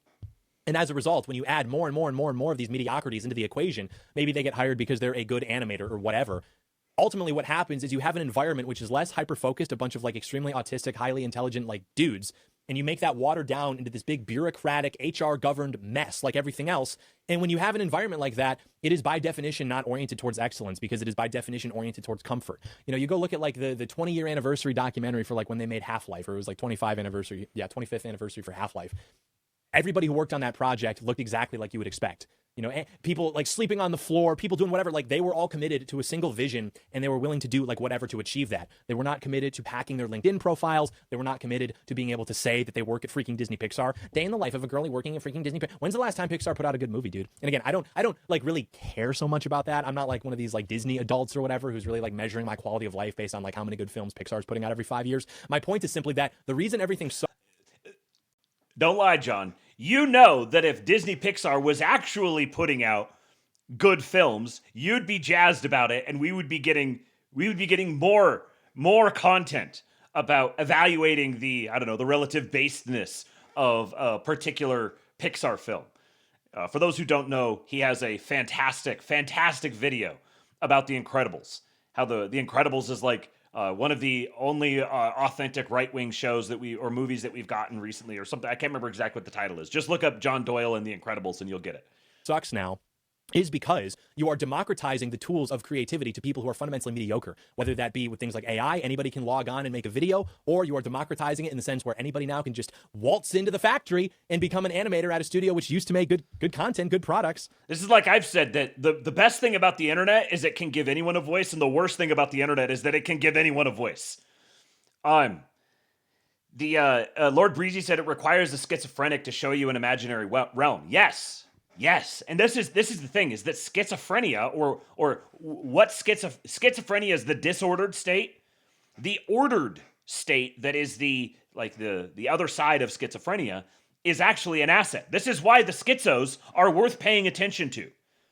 The schizos are worth having around. There's actually something extremely like base level masculine about the schizo nature, because it's you're going outside the realm of what's known, of what makes sense normally. You're going out into the frontier. You're going out to where crazy things happen, totally unexpected things. If you're just like walking down the street past the blacksmith, you're not really expecting a grizzly bear to run at you all of a sudden. But if you're out on the frontier, then you got to keep an eye out for random grizzly bears. You got to keep an eye out for all of a sudden the ground falls out from underneath you. There's all sorts of crazy things that happen out on the frontier. So it takes someone's mind who can live and adapt and exist on the frontier. Some people are tuned for that, some people are not. Some people are on the other end of the spectrum, the autism end of the spectrum, which actually has more sort of feminine characteristics to it, which is the rigorous, thorough maintenance and routinization of everything around them. Within the city walls is the woman's domain. That's where the woman nests. Everything has to make sense to them. It has to be constructed in a way that is safe and known and understood and familiar. And the men are the ones responsible for going out into the unknown land. The land where, I think part of having this totally globalized world is that we've kind of lost a bit of this wonder about the unknown.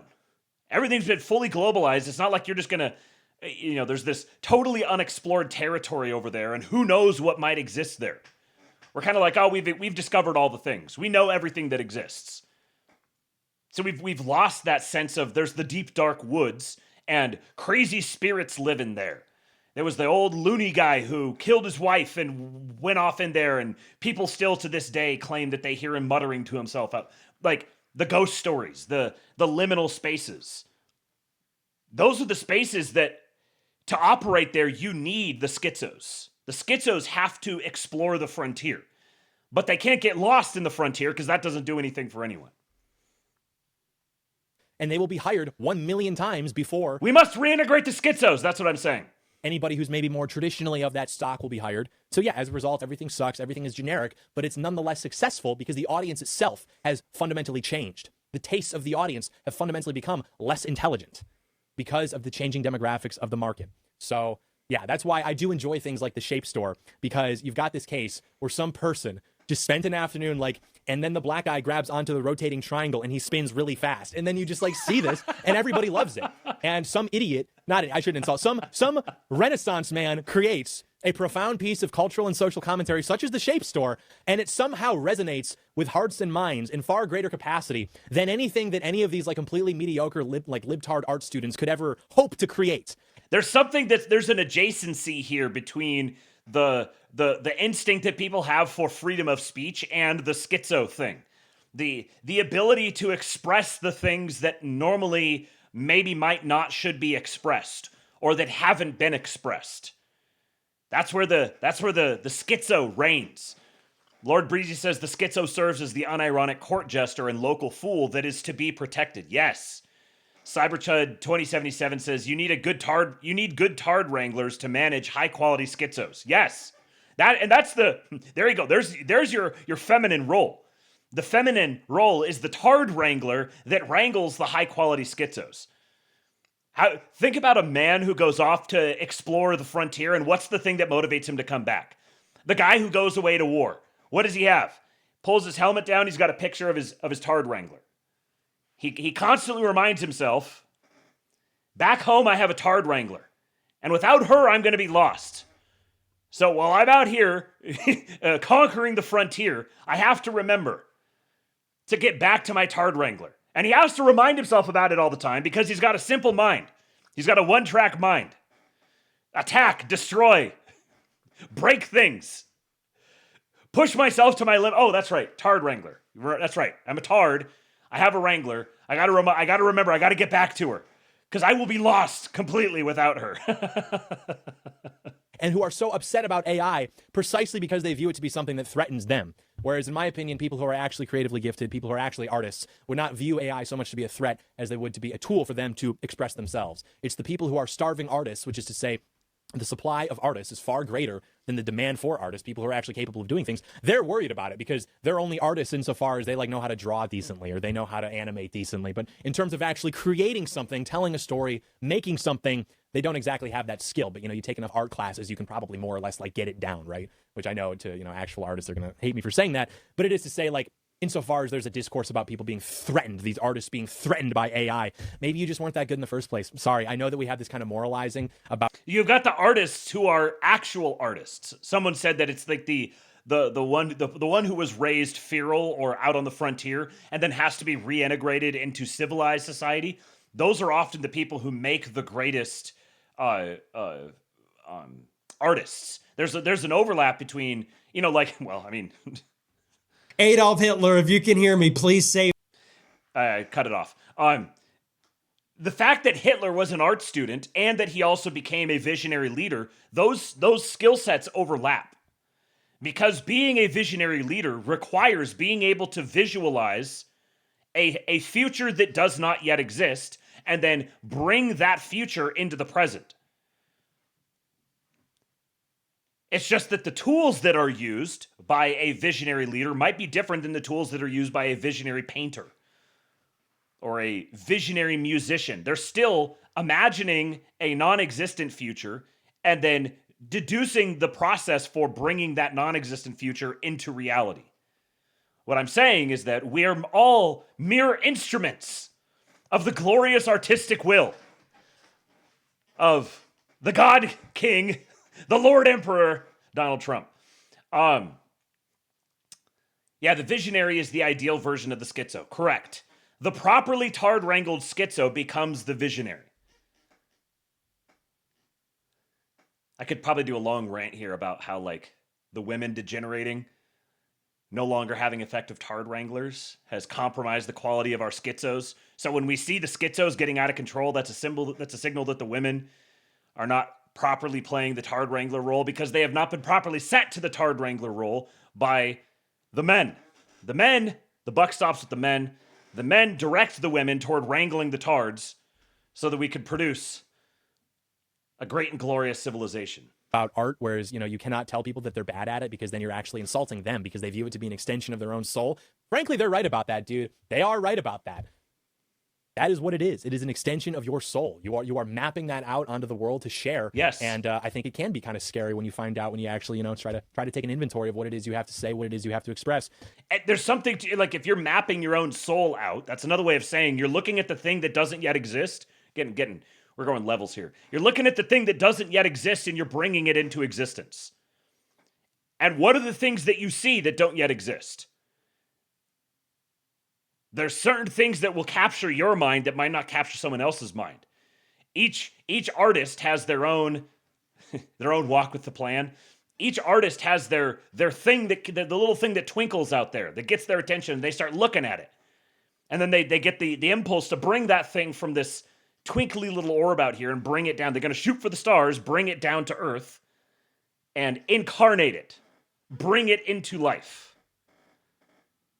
And that there is going to be, you could think of it in a sense as like a projection of your own soul.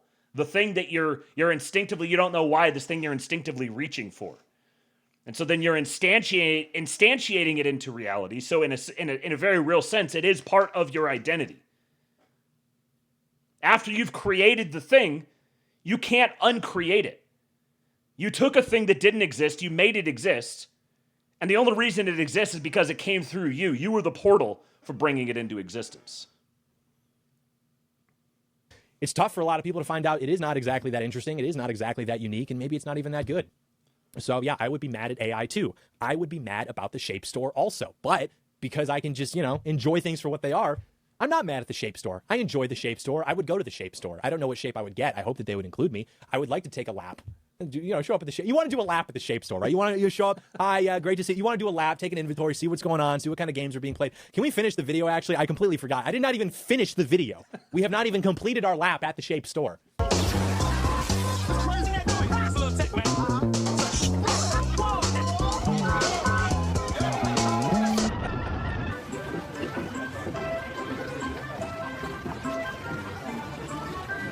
Pristine theatrics, man. Can you imagine the prompt, and then the black guy looks at the camera and says, pristine theatrics, man. He's just enjoying the showmanship. There's something that's beautiful about this. When you see someone create some kind of, with like all art has this characteristic to it that you could be like, what were they thinking when they created that? AI has it, and it's almost more visible, more readily apparent with AI, because you know that the thing is a product of a prompt. You know the mechanism that produced this thing. So you're like, they must have prompted something. The joke is in the fact that the prompt was made in the first place. The mere existence of the art is itself notable. It's the craftsmanship of the shapes, though. That's what keeps us coming back. So yeah, you gotta love it, dude. You gotta love it because it tells the truth. It tells the truth about reality. This could be a place in a community where people are hanging out at 3:30 in the morning, shucking and jiving, messing around, crashing shapes into each other, flexing shapes, doing whatever. It's very similar to how I view, like, the sneaker meetups or whatever, where you've got all these people gathered around and they're all like really excited about something that makes no sense to me. And they're like comparing these, like, look at this one. This one has this color and this basketball player on it. I'm just kind of like, huh, fascinating. But anyway.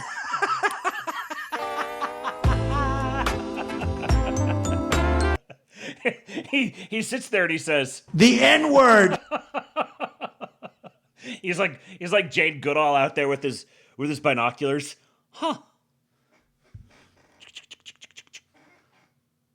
Neat. Okay, so now let's talk about the whites. John Goodoyle. Oh my God, it was right in front of me. Damn it, Slutty Milk. John Goodoyle. You got to put that in the comments somewhere. Black person expert John Goodoyle. Oh my God. What a world we live in. Yes, the exciting whites. Yeah, we talked about the blacks. Now we talk about the exciting whites. So this is another one that was going viral, as they say, while I was gone. Geiger Capital posted this clip. Curtis Yarvin says the West has no balls now and will simply turn into South Africa. This one got people all sorts of worked up, and we're going to talk about it. What you're seeing, especially in what used to be called the White Dominions, Canada, Australia, New Zealand, especially is you're seeing they're starting to speed run. They're starting to come out of their crouch and basically just be like, yeah, actually, in the 21st century, I think they've increased the population of Canada by like 35%. Right. And so even that is small. The Spanish government was just like, we're going to legalize 500,000. Oh, but that's just an estimate. That's just an estimate of how many people that plan will suck in. It probably will be more like over 1 million. Right. And so, and those people are Schengen. They can go anywhere in Europe. And you will see them do that. And so what you could see in the US, if basically the next time Democrats win the presidency, people talk about like mass immigration. Like, no, we've not seen mass immigration. We have no idea what mass immigration is. Mass immigration is not 2 million people entering the US a year. Mass immigration starts, I would not call it mass until it was like 10 a year. And like mass immigration is really the 10 to 50 to 100 million a year. But that's what could spark civil war. No. I don't know. I'm seeing it here. No, because people have no balls. People have no balls. And actually, they will not resist. They will not resist. All of, the thought that they will get their muskets and put on their tri-cornered hats or whatever. When you go back into the period when people actually did this, you're just like, fuck, these people are completely alien to us. Never happen. It won't happen at all. What will happen is exactly what happened in South Africa, which is they will just acknowledge that they've lost all of their power forever, and then they will sit quietly in their houses and build more and more barbed wire and electric fences until finally they are exterminated in one big pogrom. That's the future. That's what will happen to your children. So, for obvious reasons, this got many of the usual suspects very worked up. Zoomer Historian wrote a response to this that I would like to read. He says, made a response to this viral clip from Curtis Yarvin, which I mostly disagree with. There are comparisons to be had between ourselves and South Africa, certainly, but a few million whites making up 20% of the population during apartheid is not comparable to the 800 million whites all across the world undergoing a similar struggle today. If the Rhodesians and South Africans, as a fraction of the population, could put up the heroic struggle they did, then we have absolutely no need to worry about barbed wire fences just yet. Despite winning every battle with ease, they faced the entire white world who sided with their enemies, We are the entire white world. Immigration and sanctions killed Southern Africa, not their non-white opponents. Now we have nowhere to go. Where did those immigration and sanctions come from? Talk of South Africa is a long, long way off after many, many defeats, unthinkable for generations. Some reasons to lighten up, enjoy the show, and have hope, a Zoomer white pill to go with your Gen X black pill. And so, he has this Substack. We will not go quietly into the night, a response to Curtis Yarvin. White immigration is the hemorrhage that will bleed us to death. Sir Roy Walensky. I'm sure most of you have seen the clip by now as it has tens of millions of views, but Curtis Yarvin recently appeared on Peter McCormick's show, and he had some controversial takes regarding the future of whites. In the clip, essentially, Yarvin argues that whites will not resist and will just retreat further and further behind their barbed wire fences like in South Africa. Our children, he says, will then all be exterminated in one big pogrom. He also argues that our ancestors who did resist tyranny are completely alien to us. I find a lot of problems with this. I'll try not to ramble. I'll begin with the South African comparison. He's correct that there are some comparisons to be made with South Africa, mostly when it comes to the United States or the former dominions, but it's far from a direct one-to-one comparison. First of all, white South Africans were always a tiny minority, remaining relatively stable at around 20% thanks to white immigration, until about 1980, before plummeting. All across Africa in the 20th century, there was a population boom, a unique event in history as Africans entered the modern world. In Rhodesia, for example, where whites were about 5% of the population, the African population doubled roughly every 20 years. The whites of both Rhodesia and South Africa were being swamped, and in the latter, 20% white, never mind the former, 5% white, the whites were already beginning their struggle from what would be viewed as our demographic worst-case scenario today. They were also facing an exploding homogenous black mass. We, meanwhile, are facing a rootless, diverse horde of immigrants with no connection to our lands. Upon touching down in the West, their birth rates crater, thankfully. They also will not fight and die for this land if it ever comes to that. The Second World War changed everything.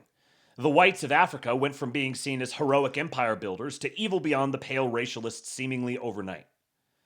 There was a new liberal, permissive, anti-nationalist, whites only, and fair, anti-white world.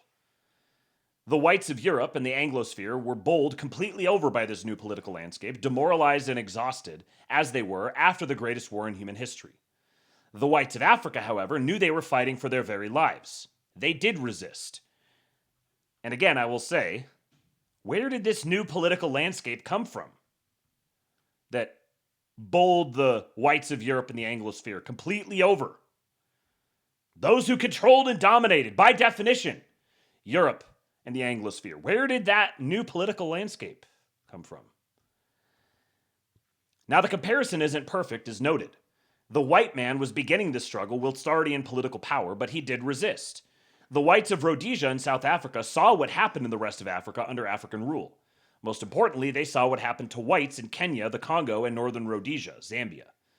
There was no question of going quietly into the night, and they made their stand. Despite both the Western liberal and Eastern communist worlds being against them, the Western liberal world was against them. Interesting. Despite being exhausted from the World War, despite the political troubles of the past few decades, and despite their high standard of living, they made a stand. In both cases, the white man lost due to his fellow whites. Important point here. This is what I've been hinting at. His own kith and kin back in Europe and the Anglosphere. He did not lose any battles. He was strangled by sanctions, pummeled by propaganda all across the world, and then finally, in the Rhodesian case, bled to death by immigration versus emigration. Immigration is people coming in. Emigration is people going out. It's hard to fight a war with a transitory white population, half of whom always have one eye on better prospects than the other white dominions. Why stick it out in Rhodesia when you can simply take the chicken run and move to Australia, New Zealand, or South Africa? Rhodesia was not the place for the white man to take his last stand. It was not ideally suited in any way, whites being only 5% of the population, and even then not rooted to the land for the most part, the nation only being founded in 1890, with most whites arriving after 1945. Even still, they resisted anyway for 15 hard years with the world against them. Once again, the white man taking his last stand. But taking his last stand against whom? He's not taking his last stand against the hordes of brown and black and yellow. The white man is taking his last stand against the white man. South Africa had done well for herself via white immigration, at least somewhat keeping up with the exploding black population. This changed in the mid-1970s, whereupon more whites began to leave than arrive. From 1979 to 1985, there was an influx of whites from Rhodesia, but after this, it was all downhill. The wheels quickly came off as the white share of the population dwindled and international pressure was piled on. Whites have been leaving in droves ever since. Both nations made their stand and ultimately lost. They took on the whole world, and only then, if they didn't emigrate, and the South Africans, Afrikaners especially, were far more rooted than the Rhodesians, did they retreat behind their barbed wire fences. This is the difference. They resisted, lost, and were swamped by the African population boom. For this to be comparable to our own situation, we would need to be a minority, make our stand, and then lose. At that point, then yes, Yarvin would be absolutely right. Whites would have to retreat behind their fences, and we would be at the mercy of the Third Worlders, but we haven't even made our stand yet. The Rhodesians and South Africans are much more comparable to the Germans of 1946 than the whites of today. A defeated people, a demoralized people, a people with no hope, existing solely at the mercy of their enemies. Rhodesian and South African behavior was also entirely dictated by global opinion. The wider white world was watching over them, judging their every move and taking the side of their enemies. The difference for us? We are the wider white world. It's happening to all of us all at once. And here is where the key difference is between him and Yarvin. Because Yarvin is observing the pattern that's latent in what he's saying here. This isn't the last stand of the white man. This is the last stand of a particular kind of white man. Because it is the white man doing it to the white man.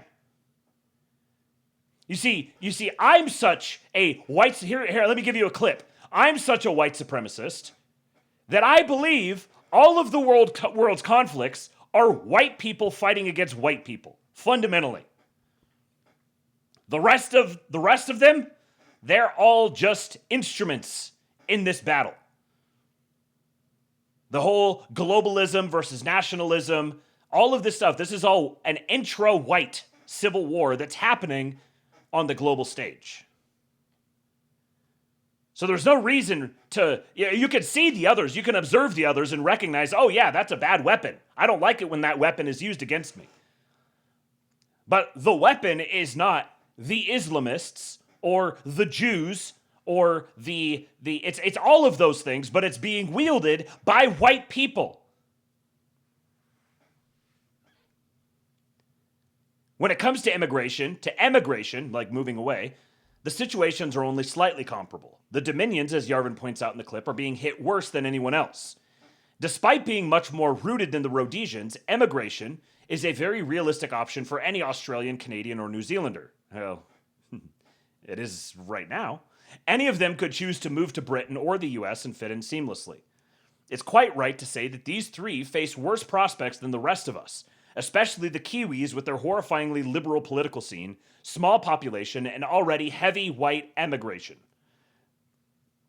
Of course, it's being written by a Brit, so he sees his situation as more akin to the US than to Australia, Canada, or New Zealand. I beg to differ, but reasonable men can disagree.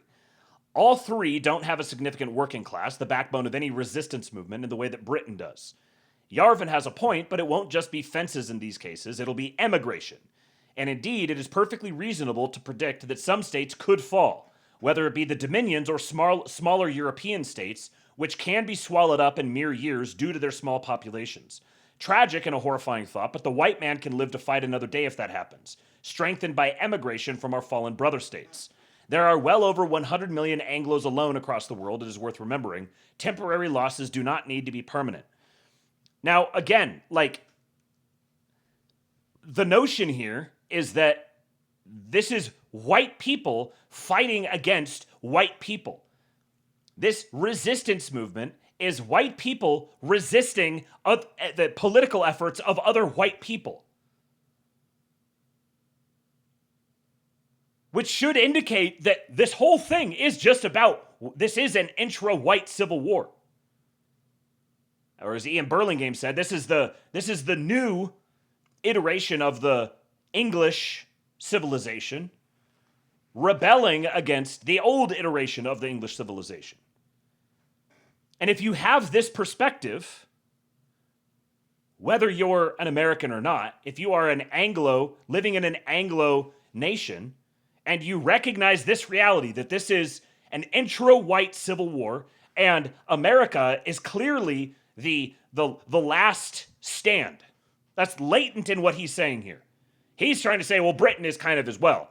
And to a certain extent, yeah, but I would say Britain is effectively at the point of fallen already, and it's just like falling in slow motion. But the stand, the only reason that a stand can occur in Britain is because the stand already occurred in the United States. And for any sort of stand or resistance or anything, if this is something that if this is a way that you think, we need a big resistance movement and we need to have our last stand as the white man, whether you live in the US or not, you should recognize just how much the fates of your own societies depend upon the success of one, Donald John Trump. We continue. In the US, the same phenomenon applies to states. Whites, as they have done anyway, will relocate to where the other whites are, but of course you can't run forever. But wait a second. This is what whites are doing to whites. So just relocating to where other whites are is not necessarily going to help you. If the Republicans don't turn the tide and the white population falls under 50%, then we're entering uncharted territory. It is completely unreasonable to assume that a well-armed white population of 200 million is simply going to just sit around behind their fences. When the demographics flip, then there is no longer a political route out, and these whites will reside in a collapsing United States. This is not South Africa with a few million whites. This is 200 million people. You won't see any resistance in the form of an uprising until the political route closes. That would be counterproductive and damaging. But if it does, I wouldn't bet on nothing ever happens when conditions deteriorate and the control of the state wanes with incompetent minority hands at the wheel. Well, once again, any incompetent minority hands at the wheel are not actually at the wheel. They're the little brother with the unplugged Xbox controller. The wheel is actually held by white people. And white people will set up their incompetent minority pets as proxies, but they themselves are at the wheel. But again, look at this. This only has to happen if the political route closes. What is holding the political route open right now? There's only one thing, only one man holding the political route open right now.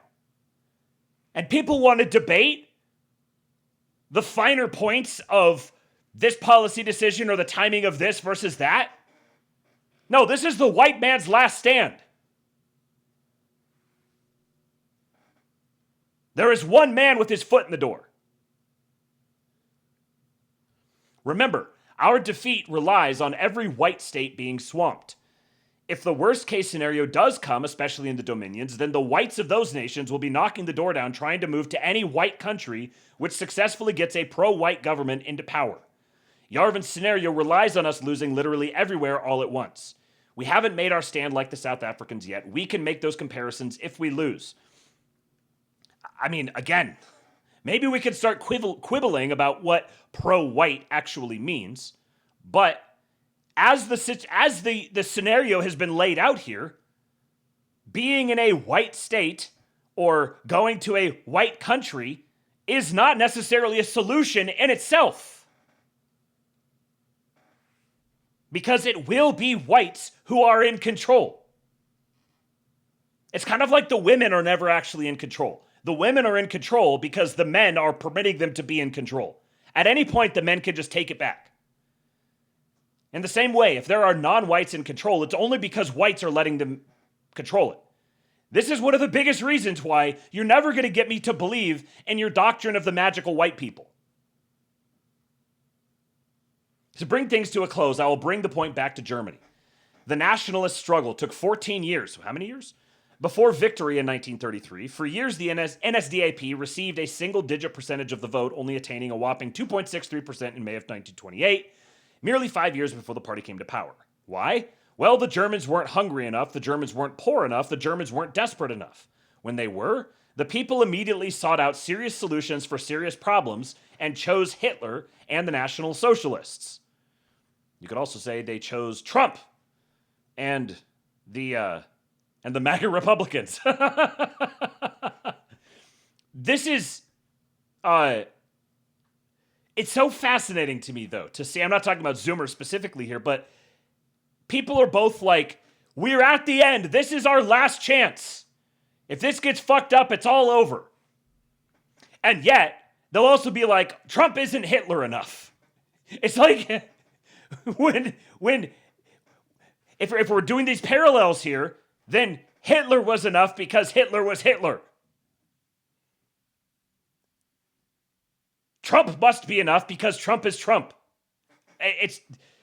This doesn't need to be any more complicated. Either it's not, we're at the end of the road, and if we lose, then it's all over. It's either not that desperate and we can still be choosy, or it is that desperate and we have our guy. In the West, despite our own horrifying problems, we aren't hungry or poor yet. Until now, we've been able to engage in white flight, giving up large swaths of our country, whilst we just moved to a 95% plus white area and carry on as before. Now things are different. Since COVID, the invaders are everywhere, literally everywhere. In Britain, we even had Operation Scatter, in which this was forced on us deliberately. The political scene has radicalized ever since as a result. So you're saying that, once again, your white people in your white government, controlling your white government, have weaponized the non-whites against you. And you still believe that your country, they have an explicit population or an explicit policy here where in our tiny little island nation, we are going to intentionally inflict these people upon you. The political scene is radicalized ever since as a result. Month by month, seemingly, the right shoots even further to the right with no signs of stopping. The most politically uninvolved people imaginable are getting political, getting racist. Most of us have nowhere to run, and the working and middle classes are struggling to get by with no light at the end of the tunnel. To anyone with eyes, it appears that we are hurtling towards a confrontation. Racial tension has never been higher. White people have never been angrier or, indeed, so united. The youth are radical. They have no prospects at all. The future is radical. People increasingly have nothing to lose. Our countries get worse and worse by the year. Standards are plummeting. Prices are rising. And our jobs are being lost to foreigners who will work for a fraction of the cost. If our material conditions made us as foreign to our ancestors as we are today, like Yarvin says, then poor material conditions can take us right back. I don't think that's what Yarvin's saying, but move on. Things are getting very bad very fast. The working man literally cannot get a job and has zero chance of ever owning a house. What farm can he retreat to? He can't even afford the barbed wire fences. And here's where I gotta say, like, I want to be sensitive to the struggling young fellas. I mean, it's not like I'm doing fantastic here. You know, we're making ends meet, and in large part, I mean, entirely because of you guys. We're making ends meet. But I understand that there's a lot of guys who, especially young guys, young, single, probably have some college debt, you know, relate to them very much, that they feel this very, very intensely. However, this is not nearly as much the case in the United States as it is in Europe and Canada and Australia and New Zealand. Things are better in the United States. It is possible to be a young man and to get a job and to own a house. It is possible to have a farm that you can retreat to. You absolutely can afford the barbed wire fences. You are surrounded everywhere you go all day by young men who are doing precisely this. You don't notice them. They don't stand out to you. but they absolutely exist. That's not to say the situation isn't bad. It obviously is. But if you frame it up this way, you can't get a job. You have zero chance of ever owning a house. There are no farms you can retreat to. You can't even afford the barbed fences. This is not a good frame of mind to dwell in. I can understand why non-Americans might feel this way, because they feel it much more intensely than Americans do. But non-Americans don't get America. They simply do not. They don't know how we think. They don't know what it's like. They don't know they don't understand the American political system. And I think a huge part of this doomer perspective that's beginning to expand like a cloud over everything, I think a large part of this is because of non-American influence and Americans listening to non-Americans. And I think this here, framing things up like this, there's a point to it. And this is kind of giving away a little bit about what I'm going to say about Yarvin, what I'm going to share what some other people said about Yarvin that I happen to agree with, which is the way that I read it, being a being a credentialed Yarvin expert. This can be useful as a motivational tool, but choosing to continually frame the world around you as being like this. Remember, again, this idea of imagining a world that doesn't exist, that can be a bad thing too. If you're imagining a world that doesn't exist, that's worse than this world, and you're manifesting, that's what you're doing. When you're imagining that, you're manifesting it. You are training yourself to live in that world. Where it's going to become self-fulfilling. If you believe you can't get a job, you're not going to get a job. If you believe you have zero chance of ever owning a house, you're never going to own a house. If you believe there are no farms that you can retreat to, you're never going to find a farm to retreat to. Because doing these things requires work. Work requires vision. Vision requires the desire to see. You have to have the desire to see, and it can't be clouded out by the desire to not see. He continues, right now the leap is being made politically. Civic nationalism has turned into ethno-nationalism. People are willing to speak their views publicly. The pubs of Britain are full of people speaking their minds, and newly red-pilled normies are even reposting Hitler edits on their public Instagram accounts. This is quite the leap from 5 years ago when this was all contained. In terms of organized politics, we're seeing the rise of parties like Restore Britain. The hype after the announcement, not just here, but all across the white world, was huge for a reason. This was the inevitable result of all the meta-political changes over the past few years. Britain was just the first and won't be the last. Again, looking for the thank you Donald Trump sentence. He must have deleted it on the last draft there. In the long run, sure, as noted, we could take some losses. New Zealand may well bleed out from emigration before any serious political resistance is organized. Their only option right now, whilst the demographics hang in the balance, is New Zealand first, an atrociously weak party with weak policies. Many other Anglosphere whites may well choose emigration over resistance, but for everyone else, where else is there to go? Every white country on earth is undergoing the same phenomenon. The move to Hungary or Poland LARP doesn't even work anymore. Budapest and Warsaw are full of third world foreigners, even the Baltic capitals are. A stand will come, and as we've all seen with the rise of the remigration movement, you can essentially talk things into existence. More than anything else, people need hope, and they need to demand more, demand everything. These are not like... No, we don't need to demand more. This is not... No. We need to build more. The territory is being opened up for us to build into. Not just to demand more. Demanding means you're in the peanut gallery asking other men to do something for you. What do you offer them? You offer them demands? 2 years ago, remigration was nothing, a fringe idea. Now it's mainstream, and politics today simply revolves around who promises to deport the most brown people, essentially. The world is changing. Cultures and nations may be lost, but in this radical future of ours, the white man will live on. Well, yes, because no matter what happens, white people are going to continue to govern.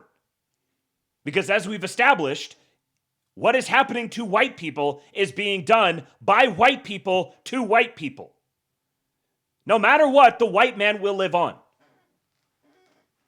You're if your concern is for the white man to live on, make some babies. The white man is going to live on.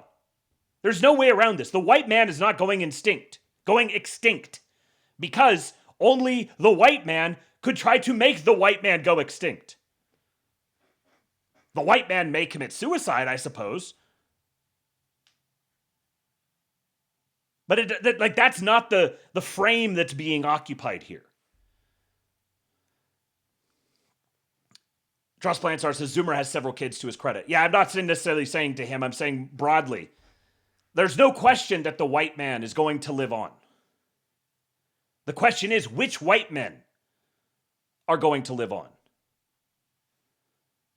This is an intra-white conflict. Whites trying to purge other whites. Simply seeking refuge among whites is not solving the problem. It may be a part of a step toward the problem, but this is a problem that must be resolved among whites. It's ridiculous to assume that 800 million plus people will just go quietly into the night. That's true. The demoralized post-war generations were the historical anomaly, not us. Any talk of South Africa serves as nothing but demoralization. Not that I believe this was Yarvin's intention at all. We can have those conversations if we lose everywhere, which to me seems incredibly unlikely given the way things are going. Rhodesia in South Africa, and politically speaking, Salazar's Portugal and Franco's Spain, fell because it is nearly impossible to exist as a right-wing island in a liberal ocean. Now we are the ocean. This is happening everywhere all at once. I, for one, am far from black-pilled. The future will look very different and it will be a Herculean struggle, but I wouldn't have it any other way. What a time to be alive. A monumental moment in history, a time built for great men whose great deeds will be remembered forevermore. First, the political struggle. If that fails and the demographics tip, then on to the real struggle. If that fails, we consolidate, we lose some states, we regroup and try again. If that fails, then maybe we can talk about South Africa. At 800 million strong, don't count us out. We count it a privilege to live in an age when England demands that great things shall be done, a privilege to be of this generation which learns to say, what can we give, rather than what can we take? For thus our generation learns there are greater things than slothful ease, greater things than safety, and more terrible things than death. Sir Oswald Mosley. So, good response from Minor Dissent here that I want to get into, because now we're going to talk a little bit about Yarvin's perspective. He says, this is all true and a good essay, but just FYI, Yarvin already knows all of this and knew it 20 years ago. His comment was predicting multiple steps down the road and was a 4D chess Cunningham's Law call to action, and it's clearly working. This is exactly what this was. Cunningham's Law is the law that you, the best way to get an answer on the internet is not to ask for one, it's to give the wrong answer. He was writing apologetics for literal right-wing terrorism to stop this stuff 15 years ago on a level that even most white nationalists today are still 10 plus years away from being even willing to consider, let alone advocate for. I've linked one below. Not to glaze him too hard, but he was literally so far ahead of most of the new right that he reached acceptance stage before 99% were even in the awareness stage, phase 0. Now that everyone is just getting to their anger phase, they think he's a few years behind the times and black-pilled, when actually he's decades ahead of the times and clear-pilled. There's a number of people who discovered me originally because I was making Yarvin videos several years ago. And it was reading Yarvin that really got me going down the road that I wound up going down. There's a lot of new fags on the scene who see Yarvin as a Jew, and they hear him say stuff, and they see this is the demoralizing Jew role that he's playing. And Yarvin is doing the exact opposite, as this guy says. Yarvin and Land as well. He says, I hate to bag on my fellow New Right chuds, and this is not about Zoomer Historian in particular, just anyone who does not feel an immense debt and gratitude to Yarvin. But basically everything you proselytize today, Yarvin said. In some cases better, like 2 decades ago. Furthermore, the fact that you or I even know about any of this stuff can largely be attributed to Yarvin and similar thinkers you probably feel the same way about. For example, land. You think you are ahead of them. In reality, they are so far ahead of you that they're coming up behind you to lap you. What you think is them still in their denial phase is actually them so deep into their acceptance phase and so sick of waiting around for you to catch up that they are literally taunting you to try and get you to go faster. This is it. This is what Yarvin is saying. Yarvin is daring the white man to stand up for himself. Saying Yarvin is a Jew and he's just trying to demoralize you is missing the point. This is like the people that say that Doyle is a midwit. If you're saying, oh, Doyle's a midwit, you're the person who's saying, oh, Yarvin's a Jew and he's trying to demoralize us. Yarvin is playing the role of the Jew pretending to demoralize you because that's the thing that needs to spark the fire in you. The white man is not at war with the Jews. The white man is not at war with the Africans. The white man is not at war with the Mexicans. He's not at war with the Iranians. The white man is at war with himself. This is why victory is perpetually within our grasp. Because all we have to do is just take it. But in order to take it, you have to understand the game that you're playing. You have to actually understand who you're fighting, who the enemy is. The enemy is you. I've got this shirt on right now. It's later than you think, therefore hasten to do the work of God. Father Seraphim Rose. The enemy is not the Jews. The enemy is not even the British. The enemy is the white man. The enemy of the white man is the white man. And the white man will defeat the white man. Take that however you want. Cyberchut says Yarvin actually wants the best for white people. If that's not the case, 80% of what he does makes no sense. Yes, it's very, very true. Totally. Niles Pritchard says he's not enemy subversive Jew and he has an affinity for whites because he understands we are the Prometheus of the races, but he does not have the attachment to our people we do, since ultimately he is not one of us. Correct, yes. He wants to live in the world that white men create. That fully realized, optimized white men create. He wants to live in that world. That's the world where he's comfortable and at home with. And he's well aware. He is well aware that he is not one of us. But he has an affinity for us because he likes the things that the world that we build, he likes the luxuries that it affords him. This makes him a great advocate, actually. The entire world revolves around the white man. You cannot go extinct. Yes, Lord Breezy. This is my worldview on race. Kingless Kingdom says, I read it as Yarvin saying what would happen if Trump loses, but this makes more sense. Yeah, this is Yarvin daring you to sack up.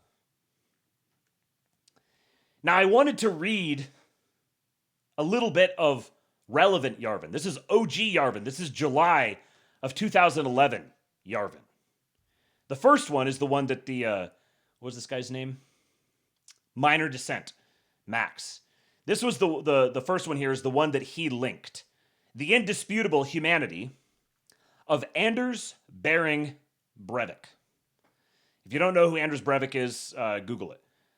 This was Mencius Moldbug, July 25, 2011. Or what do they call him? Bread mold? Someone calls him bread mold. I can't remember who that was. Hines is in the chat. He says, I am in West Hollywood. I am in the belly of the beast. Get him, boy! Say it! Say the word! Say it exactly like this.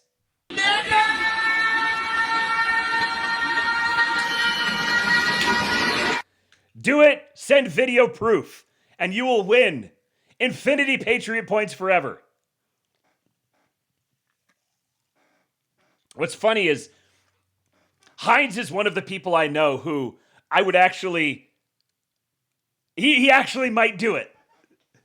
I wouldn't be shocked if he did it. Okay. To the bread mold.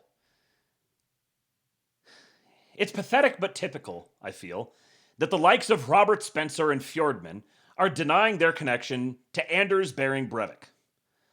Of course, they are responsible for Breivik's terrorism, just as communist intellectuals are responsible for Islamic terrorism. Now, Robert Spencer. This is Robert Spencer.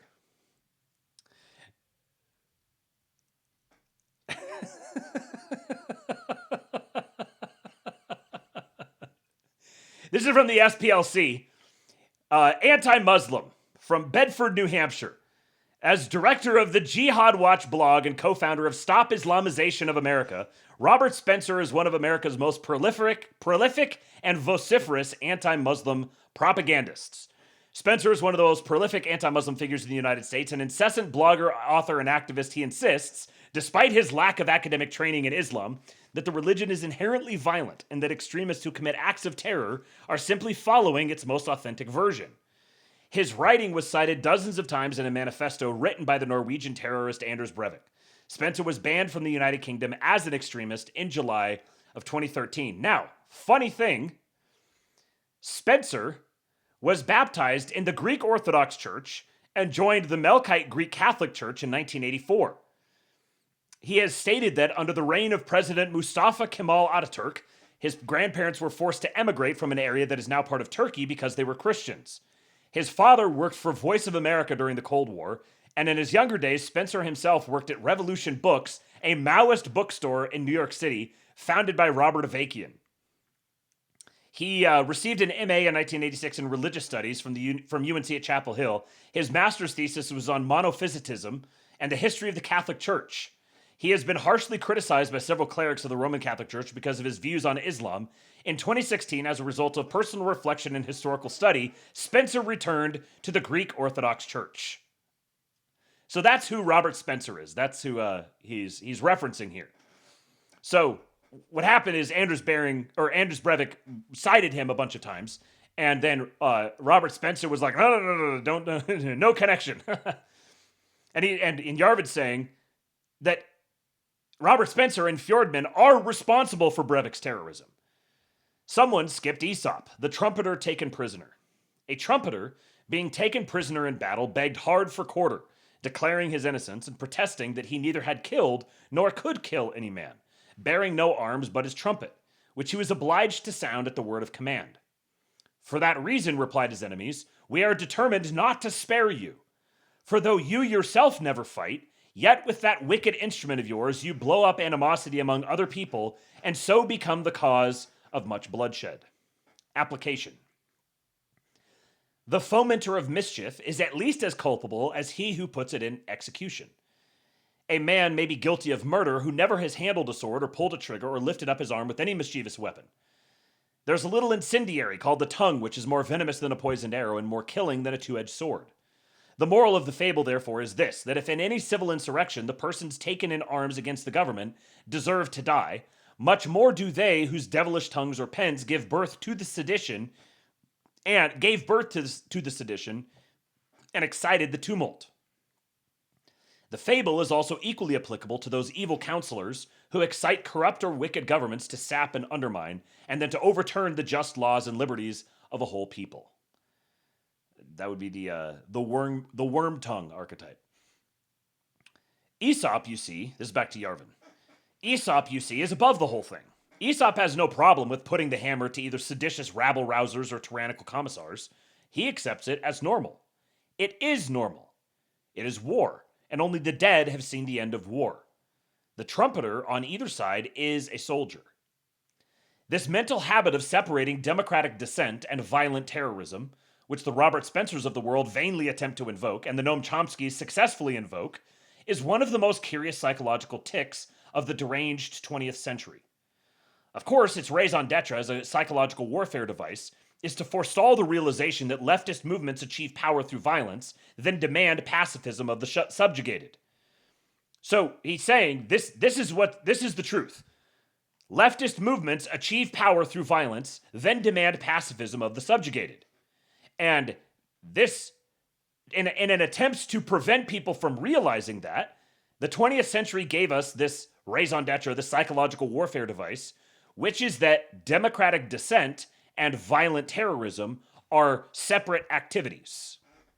And he's saying Robert Spencer and his ilk are not allowed to,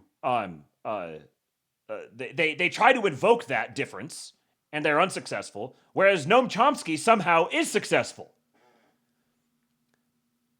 All power is rooted in violence, even electoral power, to the extent that any such thing still exists. There is most definitely a continuum between democratic activism and civil war. The struggle for power is one. That's O-N-E. The struggle for power is one. The whole point of the classic picket sign is that the writing on the cardboard sends one message, the two before it's stapled to sends another. And we can tell that left rules right because we can see that Noam Chomsky has the right to trumpet his ideas to Osama bin Laden, whereas Robert Spencer does not have the right to trumpet his ideas to Anders Behring Breivik. Did he think he had that right? He had not the might, so he had not the right. He's finding that out right now as he stares down the barrel of a very angry New York Times. The trumpeter game, version left, is played ad nauseum in every school system in the world today. All our noble workers and peasants are constantly inculcated with two messages. First, you are the victim of injustice. Second, even though you are the victim of injustice, violence is evil, and you must under no circumstances punish the guilty. Human beings are human beings, of course, so the second message doesn't always take. Another random attack. Note this. The two messages. The first one, you are the victim of injustice. Therefore, I will pause here to say, anytime somebody is coming at you with a message that starts with, you are the victim of injustice, that should set off some major alarm bells for you. Shitlibbery doth abound there. Robert Spencer, Fjordman, and the like, even so perspicacious a conservative as Lawrence Oster, thought they could play this game from the other side. Why? Because they believe in the game. They believe in democratic activism, and they believe they live in a democratic society, and have just as much right as anyone at Harvard to toot their trumpets. They are wrong on every account. What every conservative, moderate, or extreme needs to learn from Breivik is that all action by the powerless, violent or nonviolent, is misguided. It is not wrong, of course, to aspire to power, but action does not create power. Action dissipates power. Until you amass the power to capture the state, refrain from any action whatsoever, certainly including voting. The weak have no right to oppose the strong.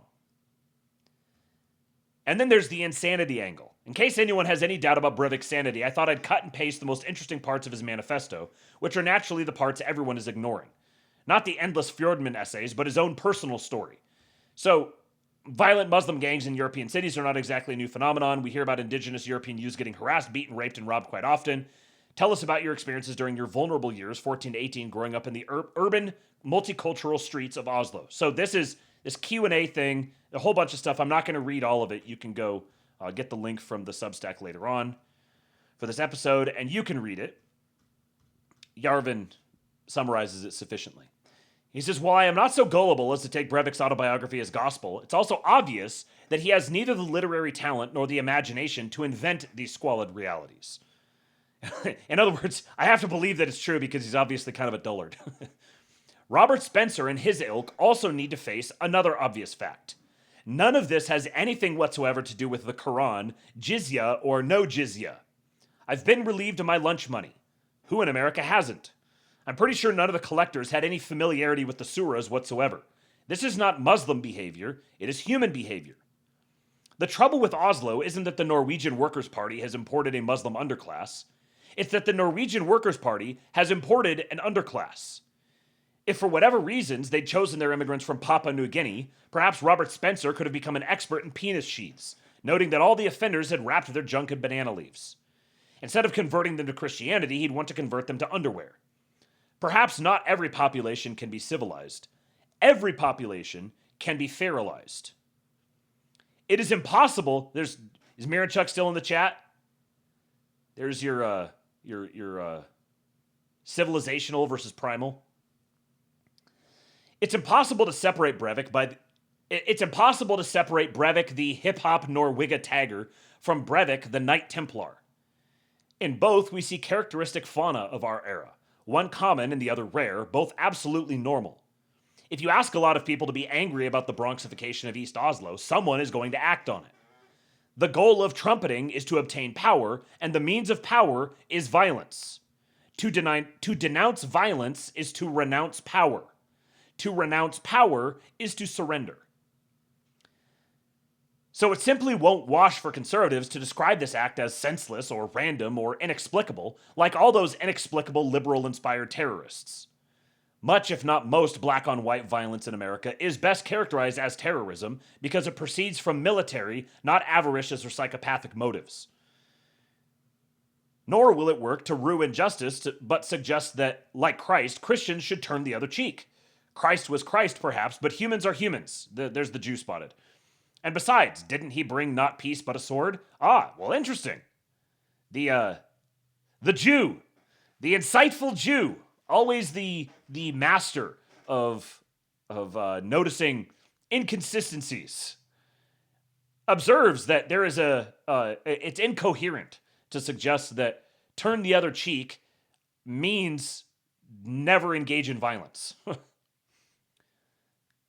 Rather, a right that seeks to win power must accept that violence is a normal, essential, and ineradicable aspect of human psychology as it accepts every other reality. Fantasy is a luxury the powerless cannot afford. Denouncing violence in general is either supine, if sincere, or mendacious, if insincere, and both are equally fantastic and unaffordable. For those who don't know, supine means like lying and showing your belly. Mendacious is like lying maliciously. If you demand power, you are demanding violence, since power constitutes the ability to execute violence. If you demand power, you are demanding violence, since power constitutes the ability to execute violence. If you are not demanding power, what are you demanding? Why are you even talking? But there is a difference between right and left, and it's just not that the left is in and the right is out. The right stands for order and the left for chaos. Violence is essential to both, but certainly not the same kind of violence. The left, hilariously still named the Norwegian Workers' Party, they should really update their name to match their clients, brought A. Gjengen and B. Gjengen to Oslo. And the right? There is no Norwegian right. Just Norwegian gangsters, a sea gang, if you will. A Breivik knows Oslo needs order, but all he can think to do about it is a spectacular gang massacre. Basically a giant drive-by. In his heart, he's still a tagger. Graffiti. Only Yarvin would make a parallel between a mass shooting and graffitiing. And a Robert Spencer? Tom Paine with a tame Quran. Leftism has devoured our entire civilization, which exists only in its belly. Can violence bring more order to Oslo? Or to Baltimore? Nothing is more certain. Will it? Well, I hope so. I'm not too optimistic at present. Will it involve the mother of all drive-bys? It most certainly will not. So in this one here, he's saying that guys like Robert Spencer want to and this would be the conservative Christian opponents of Islam or whatever. This standard conservative thing where they want to agitate, they want to engage in democratic activism. They want to LARP as if they're reaching for power. But then when a simple-minded one of their followers says, "Oh, okay, mass shootings then." They want to go, "Oh, I'm not talking about that." He's basically calling them cucks.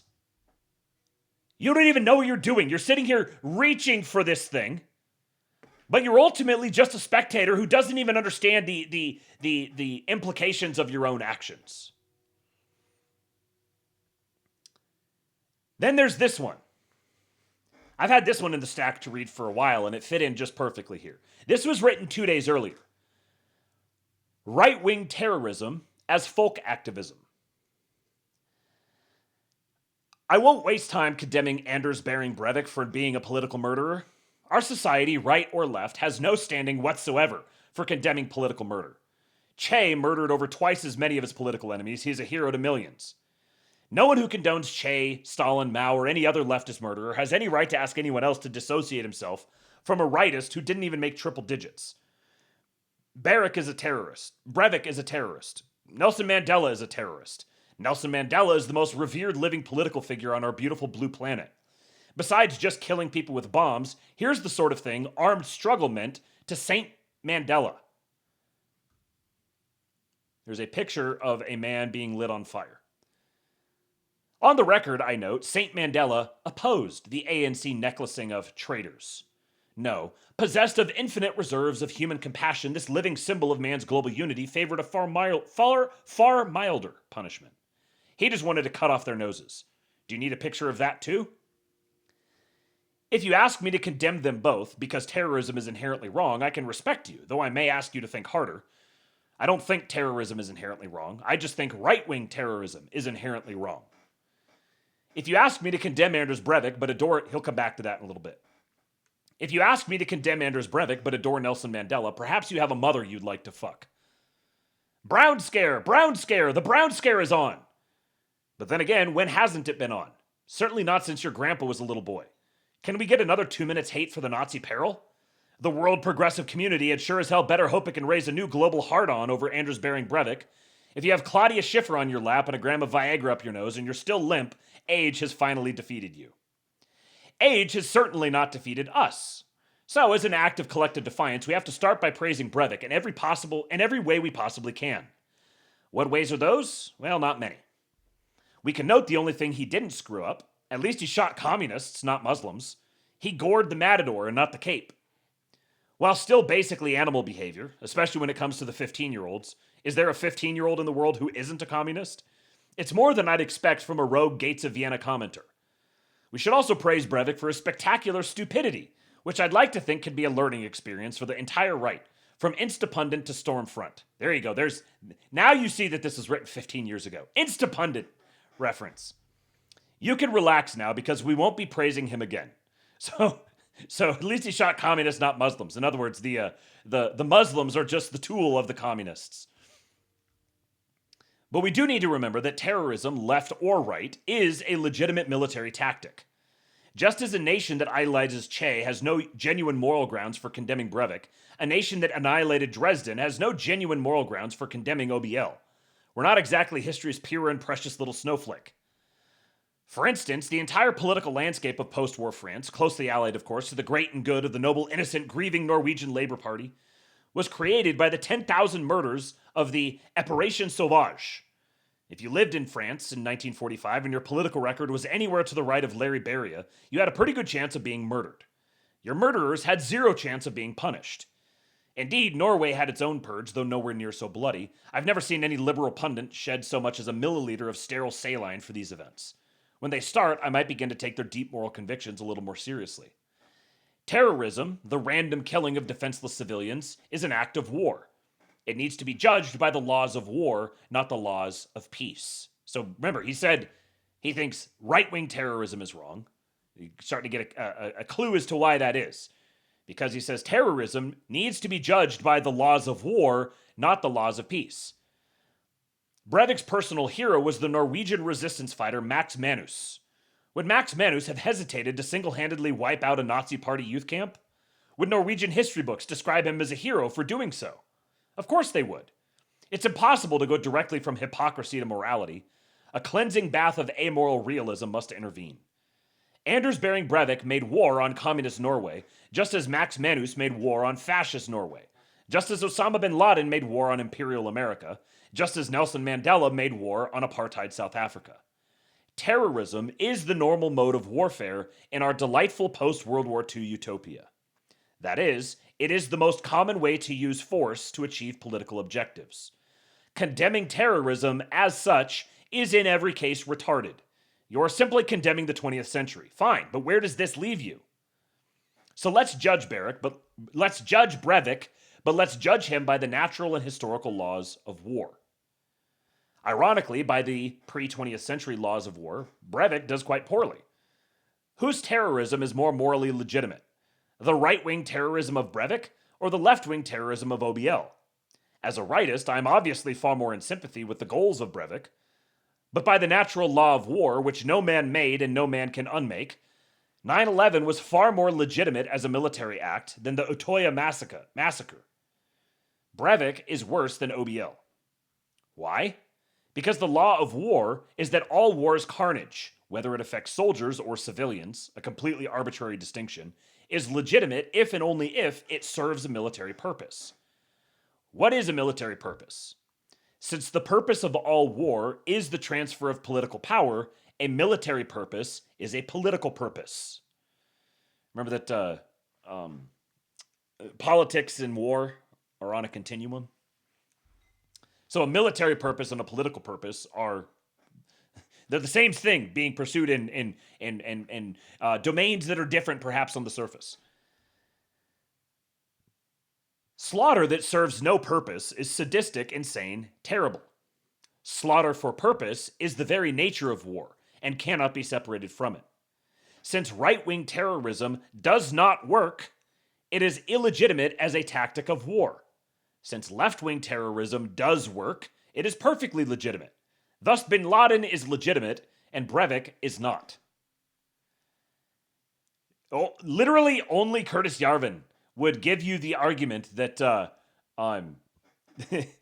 he would manage to put together an argument where he argues that Osama bin Laden's terrorism is legitimate and Anders Breivik's terrorism is illegitimate. And so he's like, obviously, like he said, he's more on Breivik's side here, at least the sort of the thing that Breivik might have envisioned. But this is just classic 15 years ago, unqualified reservations Yarvin. Only Uncle Kurt, that's right.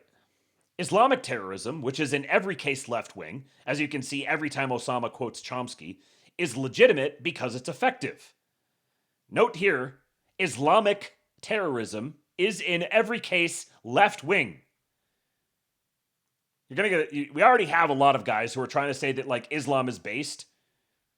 This also ties into the whole thing with the IRGC, the revolutionary, Islamic revolutionary communist paramilitary organization. It's left-wing. I think it was Yarvin who said that Trump is bombing Tehran only because he can't bomb Brooklyn. But in either cases, he's attacking the left. So Islamic terrorism is legitimate because it's effective. It's effective because its political result is to expand the political power and privilege of Muslims and their progressive sponsors. Right-wing terrorism is illegitimate because it's ineffective.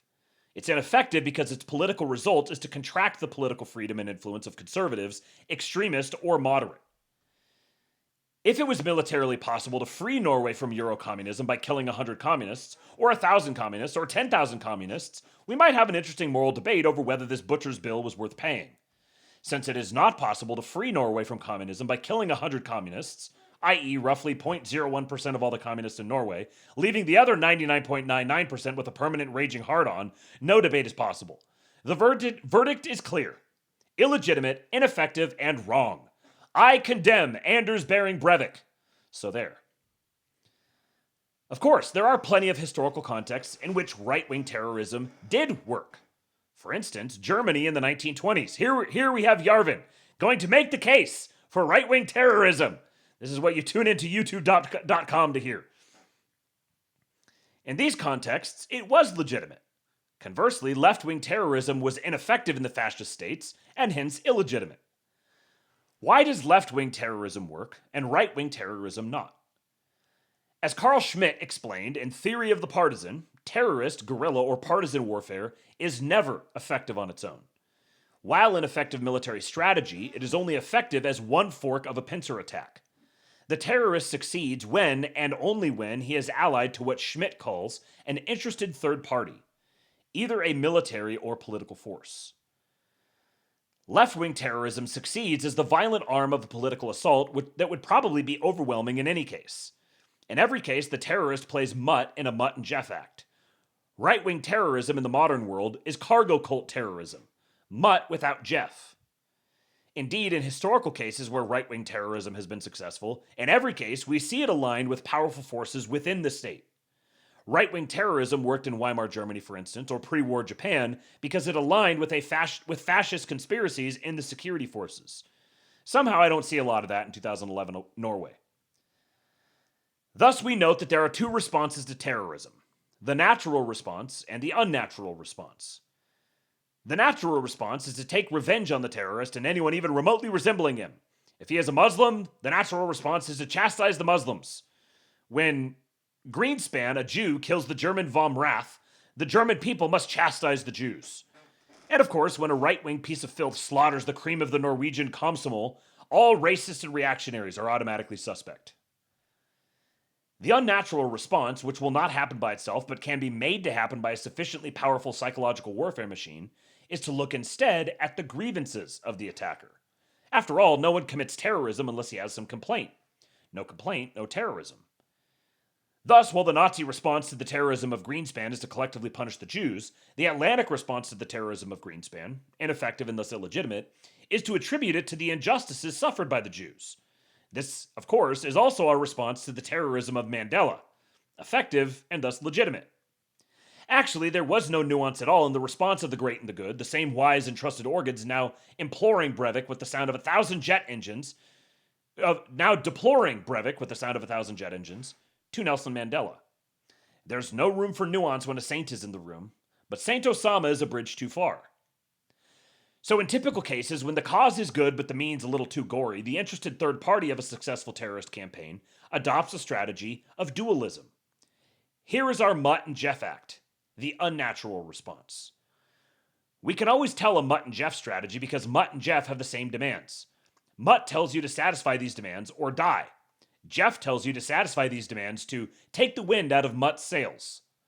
Also, Jeff and Mutt are frequently found at the same parties, enjoying the hell out of one another's company. Thus, Islamic terrorism is productive because it results in increasing communal deference to the Islamic community and its progressive allies. Fascist terrorism is counterproductive because it results in increasing communal intolerance toward the fascist community, which of course has no conservative allies.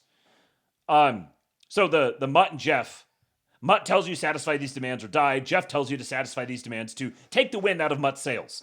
It's like the pit bull on a leash analogy. Rather, the community, whose information source consists almost exclusively of progressive organs, adopts a monist approach, ascribing guilt by association to everyone even remotely resembling a fascist, i.e., everyone to the right of Mitt Romney. Since the monist response is the natural response, it is not at all difficult to orchestrate. The story writes itself. This gets us to the essence of what's wrong with Breivik's thinking. His error goes far beyond his decision to run wild with a Glock. This is just his specific error. His general error is what Patry Friedman calls folk activism, a broad pattern of ineffective or counterproductive political action which extends across the entire right-wing spectrum, from moderate libertarians to hardcore neo-Nazis. It's not just that running wild with a Glock is stupid. Almost everything the right does is stupid. Very few rightists are running wild with a Glock, but most are, in some way or other, guilty of folk activism. Why did Breivik think right-wing terrorism could work? Because Breivik grew up in a leftist world. He thinks like a leftist. His heroes are leftist heroes. Max Manus, not Vidkun Quisling. Terrorism works for leftists, and so do many other forms of democratic activism. Vidkun Quisling was a Norwegian military officer, politician, and Nazi collaborator who headed the government of Norway during the country's occupation by Nazi Germany during World War II. So he's saying it was this guy fighting against the fascists who Breivik says is his hero, not the Nazi collaborator. Terrorism works for leftists, and so do many other forms of democratic activism. Terrorism is anarchism, a shattering of order. Is there such a thing as right-wing anarchism? Of course not. The concept is retarded. If the word right means anything, its goal is not to shatter order, but impose it. Who governs Norway? The Norwegian Labour Party? If Breivik wanted to accomplish something useful, he shouldn't have decimated the Norwegian Labour Party. Rather, he should have joined the Norwegian Labour Party. After all, Chinese communism became fascist. Why can't Norwegian communism? Breivik could have been Norway's Deng Xiaoping, not its Timothy McVeigh. That's the difference between action and folk activism. The thoughtful people at document.no, who should move to the US just for their graphic design, I wonder if that link is still live. Here you go. Here's a throwback for you. 2011 internet. Document.no. The thoughtful people at Document.no have assembled Anders Behring Breivik's comments, which Google Translate does a pretty decent job on. Obviously, Herr Breivik's problem started with his own lying eyes. This is quoting. Speaking of stubborn multiculturalists, I remember a story from the Oslo newspaper, often posted, for approximately 6 months ago, very good. I find, unfortunately, not this. I can remember that it was a school in the city center east, in a class where there was only a single Norwegian boy again. The majority were Muslims. Most others had taken their children out of school. The mother of this boy was, of course, a hardcore Marxist who died, and life was to prove that multiculturalism and Islam will be functioning. This is a translation, that's why it's a little clunky. She refused to move to another area or take him out of school. Her son would prove once and for all that Islamophobes on Documents and other cultural conservatives were wrong, and that it was possible. So it was possible to have multiculturalism and Islam together. The poor boy was harassed for several years until satisfactory one day he began to self-harm. He told his Marxist more that he wanted to die. Only after this, the mother realized she had been wrong. The result was that they moved to another neighborhood and changed schools. So one should not underestimate the fact how hardcore some of these culture Marxistine is. I'm sure some of these actually had sacrificed their own children just to prove this sick Marxist theory. But there are, after all, some justice up in it all. The positive for us, the cultural conservatives, is that we are among the first to protect our children. We move to safe areas where our children do not need to live in dimitude. What's this? The emigration? The retreat? This is our great virtue, is that we'll protect our children and we'll just retreat away. It is often the children of the boundless, naive, and Marxist kids who end up as victims. The irony here is that those who survive with psyche intact ends up as a dedicated cultural conservatives, or two with which ethnocentrerte of great frustration for their culture Marxistisky or humanist parents. End quote. I have left Google's delightful Norwegianisms intact. I'm sure you can translate them. Note this emphasis on victimology. Breivik is following the exact script of left-wing terrorism. Why does he commit his bloody deeds? Because he is a victim. He is persecuted, personally, in fact.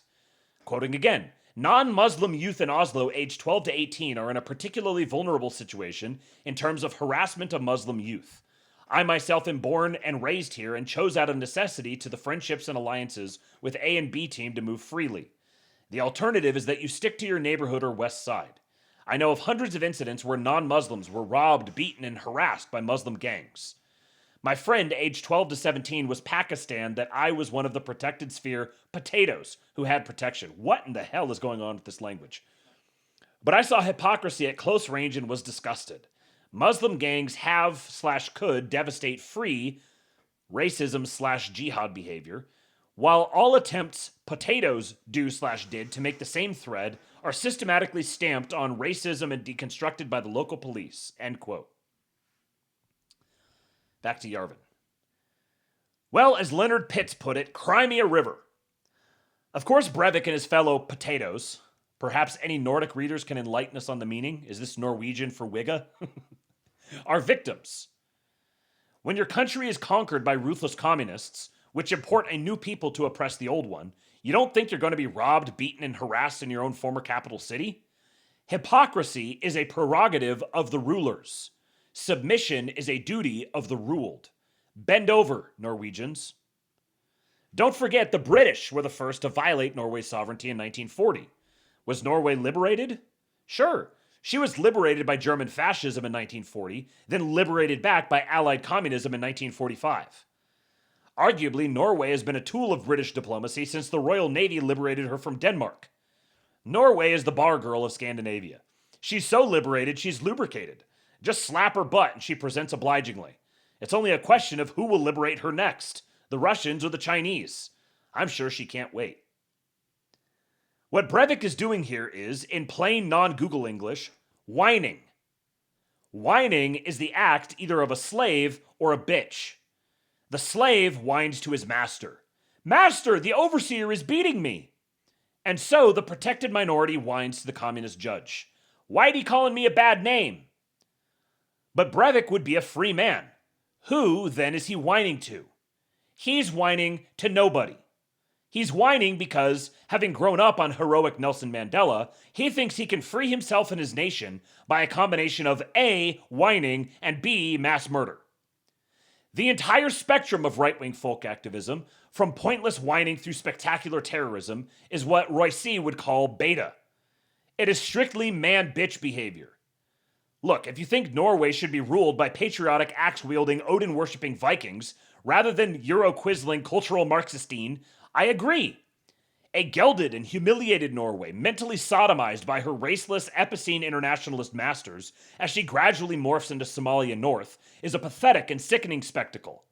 Håkon the Fair-Haired would not possibly approve. Remember, he wrote this in 2011. You want to tell me that Yarvin doesn't understand what time it is? Yarvin has lapped all of us many times over. What would Håkon the Fair-Haired do about it? That would depend on whether he had any viable options or didn't. If he could do something that worked, he would. If not, he wouldn't. He certainly was neither a man-bitch nor a mass murderer. What strikes the reactionary observer about all this beta folk activism, harmless or lethal, is its enormous intellectual timidity to the point of cowardice. Do you want to turn back the clock in Norway? If so, why are you stuck in the 20th century? Do you hate communism? Why are all your models for dissent and change and rebellion straight out of the communist playbook? A restoration of traditional, pre-liberal, or even pre-Christian Norway is a Herculean task of social and political engineering. It cannot possibly be carried on without absolute sovereignty. Indeed, the task of eradicating liberal institutions and liberal culture in Norway, though tremendous and itself requiring absolute sovereignty, pales before the much more difficult task of recreating a genuine Norwegian society that isn't a ridiculous theme park joke. The idea that any incremental political change achieved by any sort of activism, from mass whining to mass murder, can advance this project in any way at all is inherently retarded. It's as if you wanted to replace your horse with a BMW, so you started by cutting off one of your horse's hooves and whittling it into a crude wheel-like disc. Rather, any significant regime change can happen only in one step. The stable must become a garage. There is no way to have a combined stable and garage which contains a means of transportation which is half a horse and half a BMW. There is no way to have a Norway which is half communist and half crusader, let alone 99.9% communist and 0.1% crusader. Furthermore, it is very hard to imagine any successful regime change which involves killing, imprisoning, deporting, or otherwise liquidating the former ruling elite. You'd certainly have to bump off a lot more young pioneers if you want to eradicate Norwegian communism this way.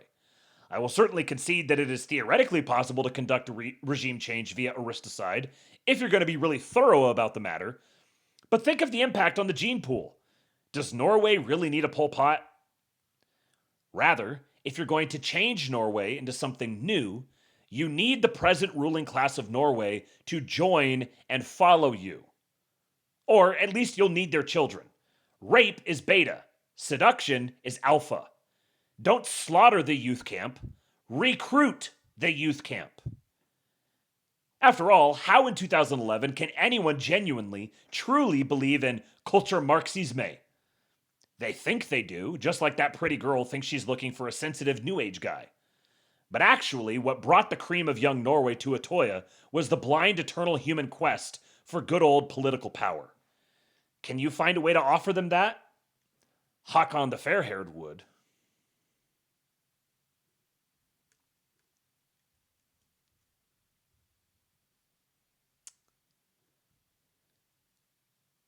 Beyond no fucking blackpilling is no fucking whining. Whining is folk activism. Folk activism is gay. Folk activism is the political equivalent of masturbating. You are not some oppressed minority being beaten into submission, making your last stand. We're almost over.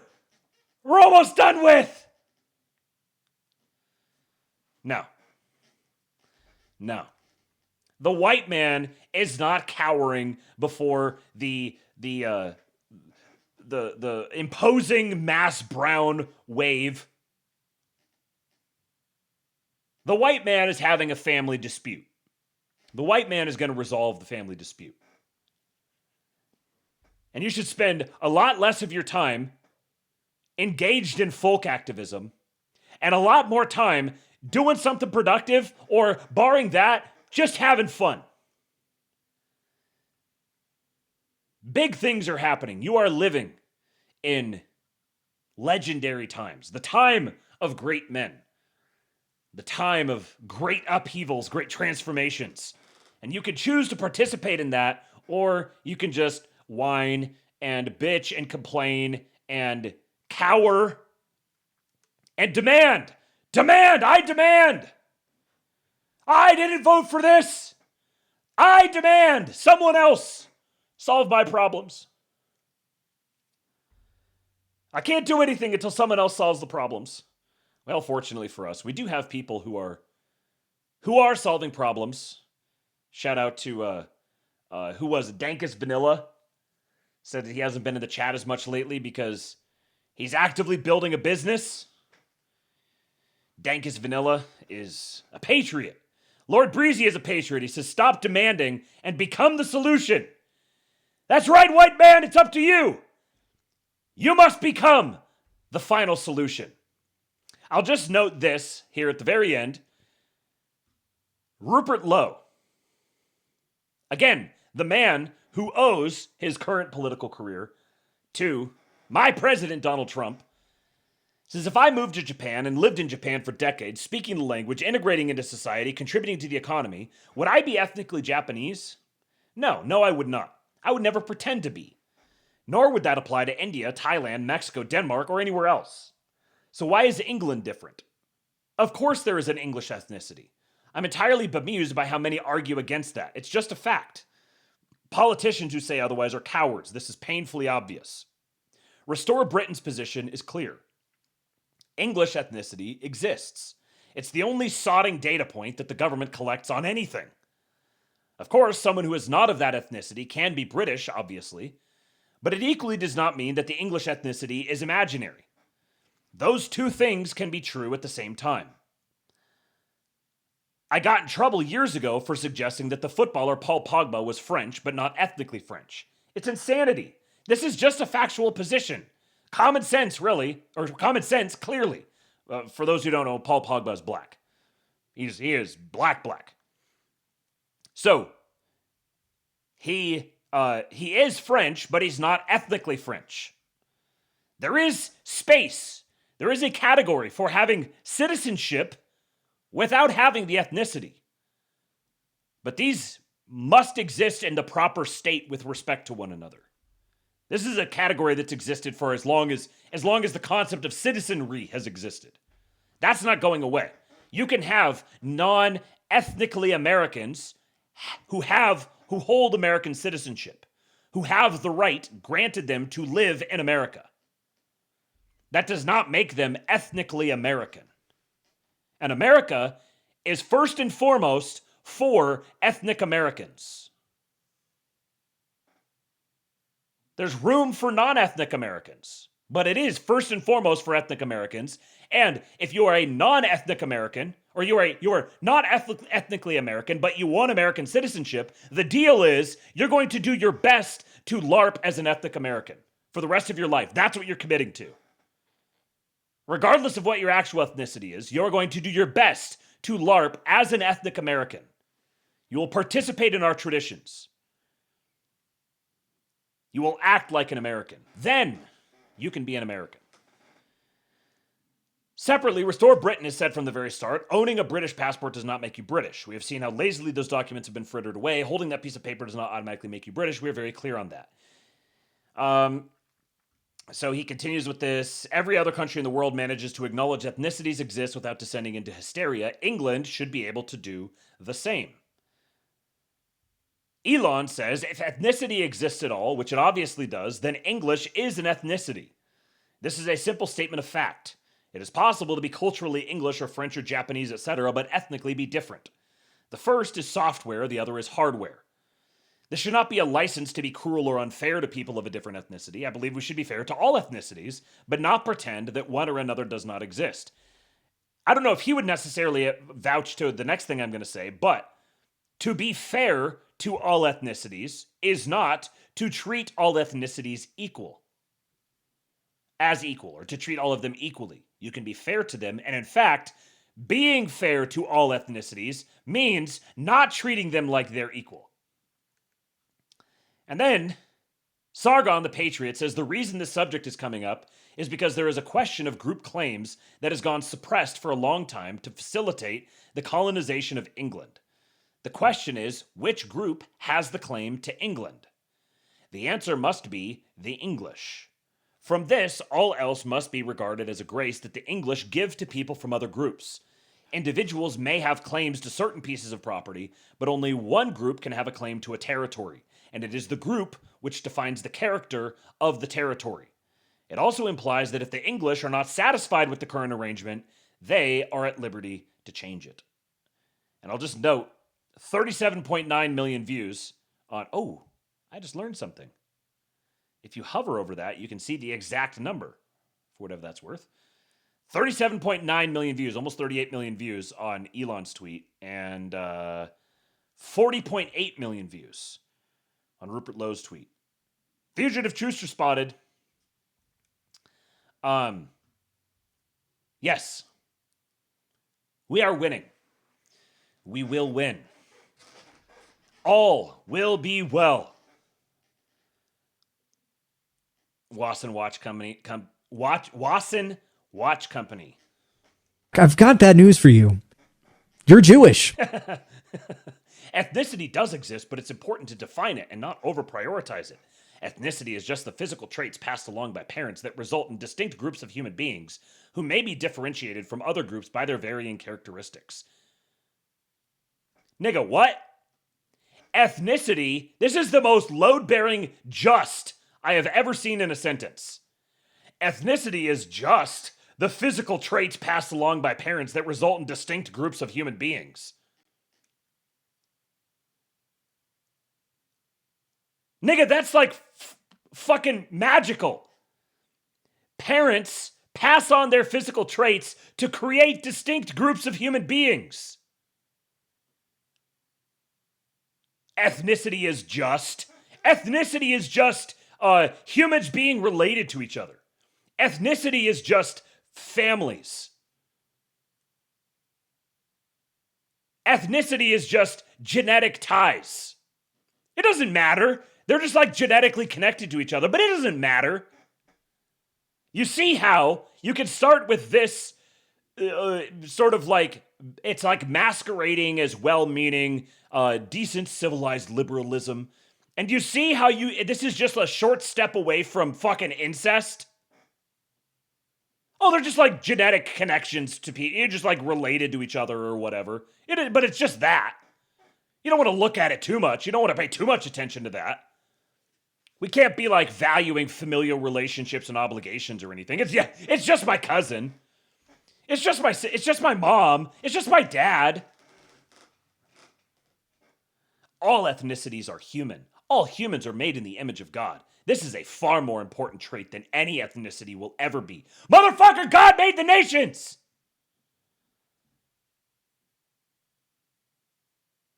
The fact that human beings can reproduce human beings who bear the distinct physical traits of their parents is a divinely ordained reality.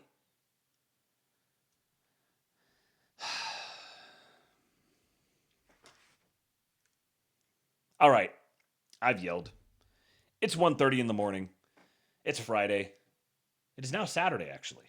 So I'm going to wrap it here. Thank you, everyone, for tuning in, for listening, wherever you're watching. If you're watching live on X or Rumble, or where the true patriots gather on Kick, then I appreciate you. If you're part of the replay gang, then you are appreciated as well. If you're listening on the podcast version, please do me a favor and go leave a 5-star rating and review. We're still gotta keep growing the show. Lots of other things going on, but we gotta keep growing the show. That's a great way to do that. Also, leave a comment, share the show with people, do all that stuff. Follow me on Twitter @KingPilled. Make sure you follow the King Pilled Telegram channel as well if you want to stay up to date on when the Labe is starting, or if there's going to be a Labe on certain days. Go join the King Pilled Discord. You don't want to miss out on that.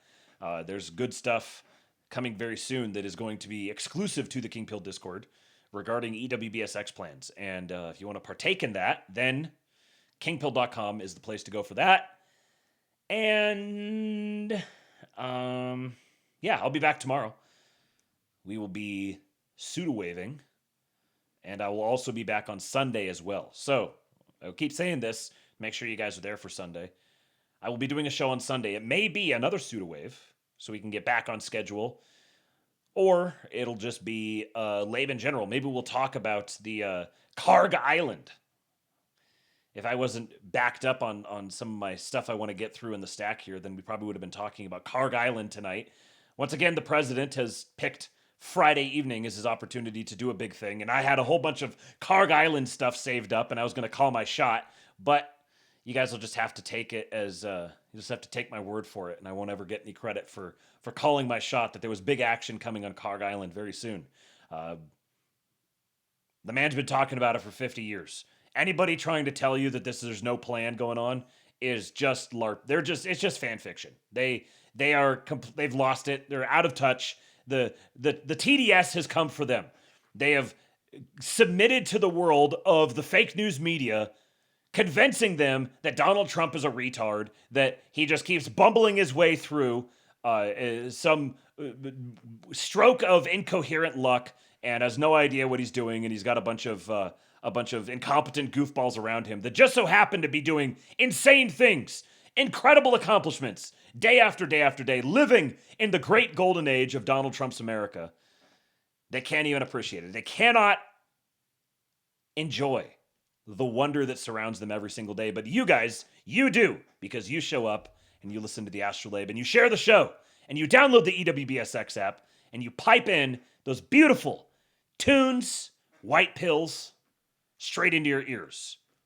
And also, when you're good, you pay your white pill prescription fees at tips.kingpill.com, and also Kingpilled on Cash App and Venmo. You're the ones who keep me doing this, so I appreciate all of you. I will see you tomorrow for the Saturlabe pseudo-wave. Back in the pseudo-wave chair again. For now, I leave you with Hulk. When they took a shot at my hero, and they tried to kill the next president of the United States, enough was enough, and I said,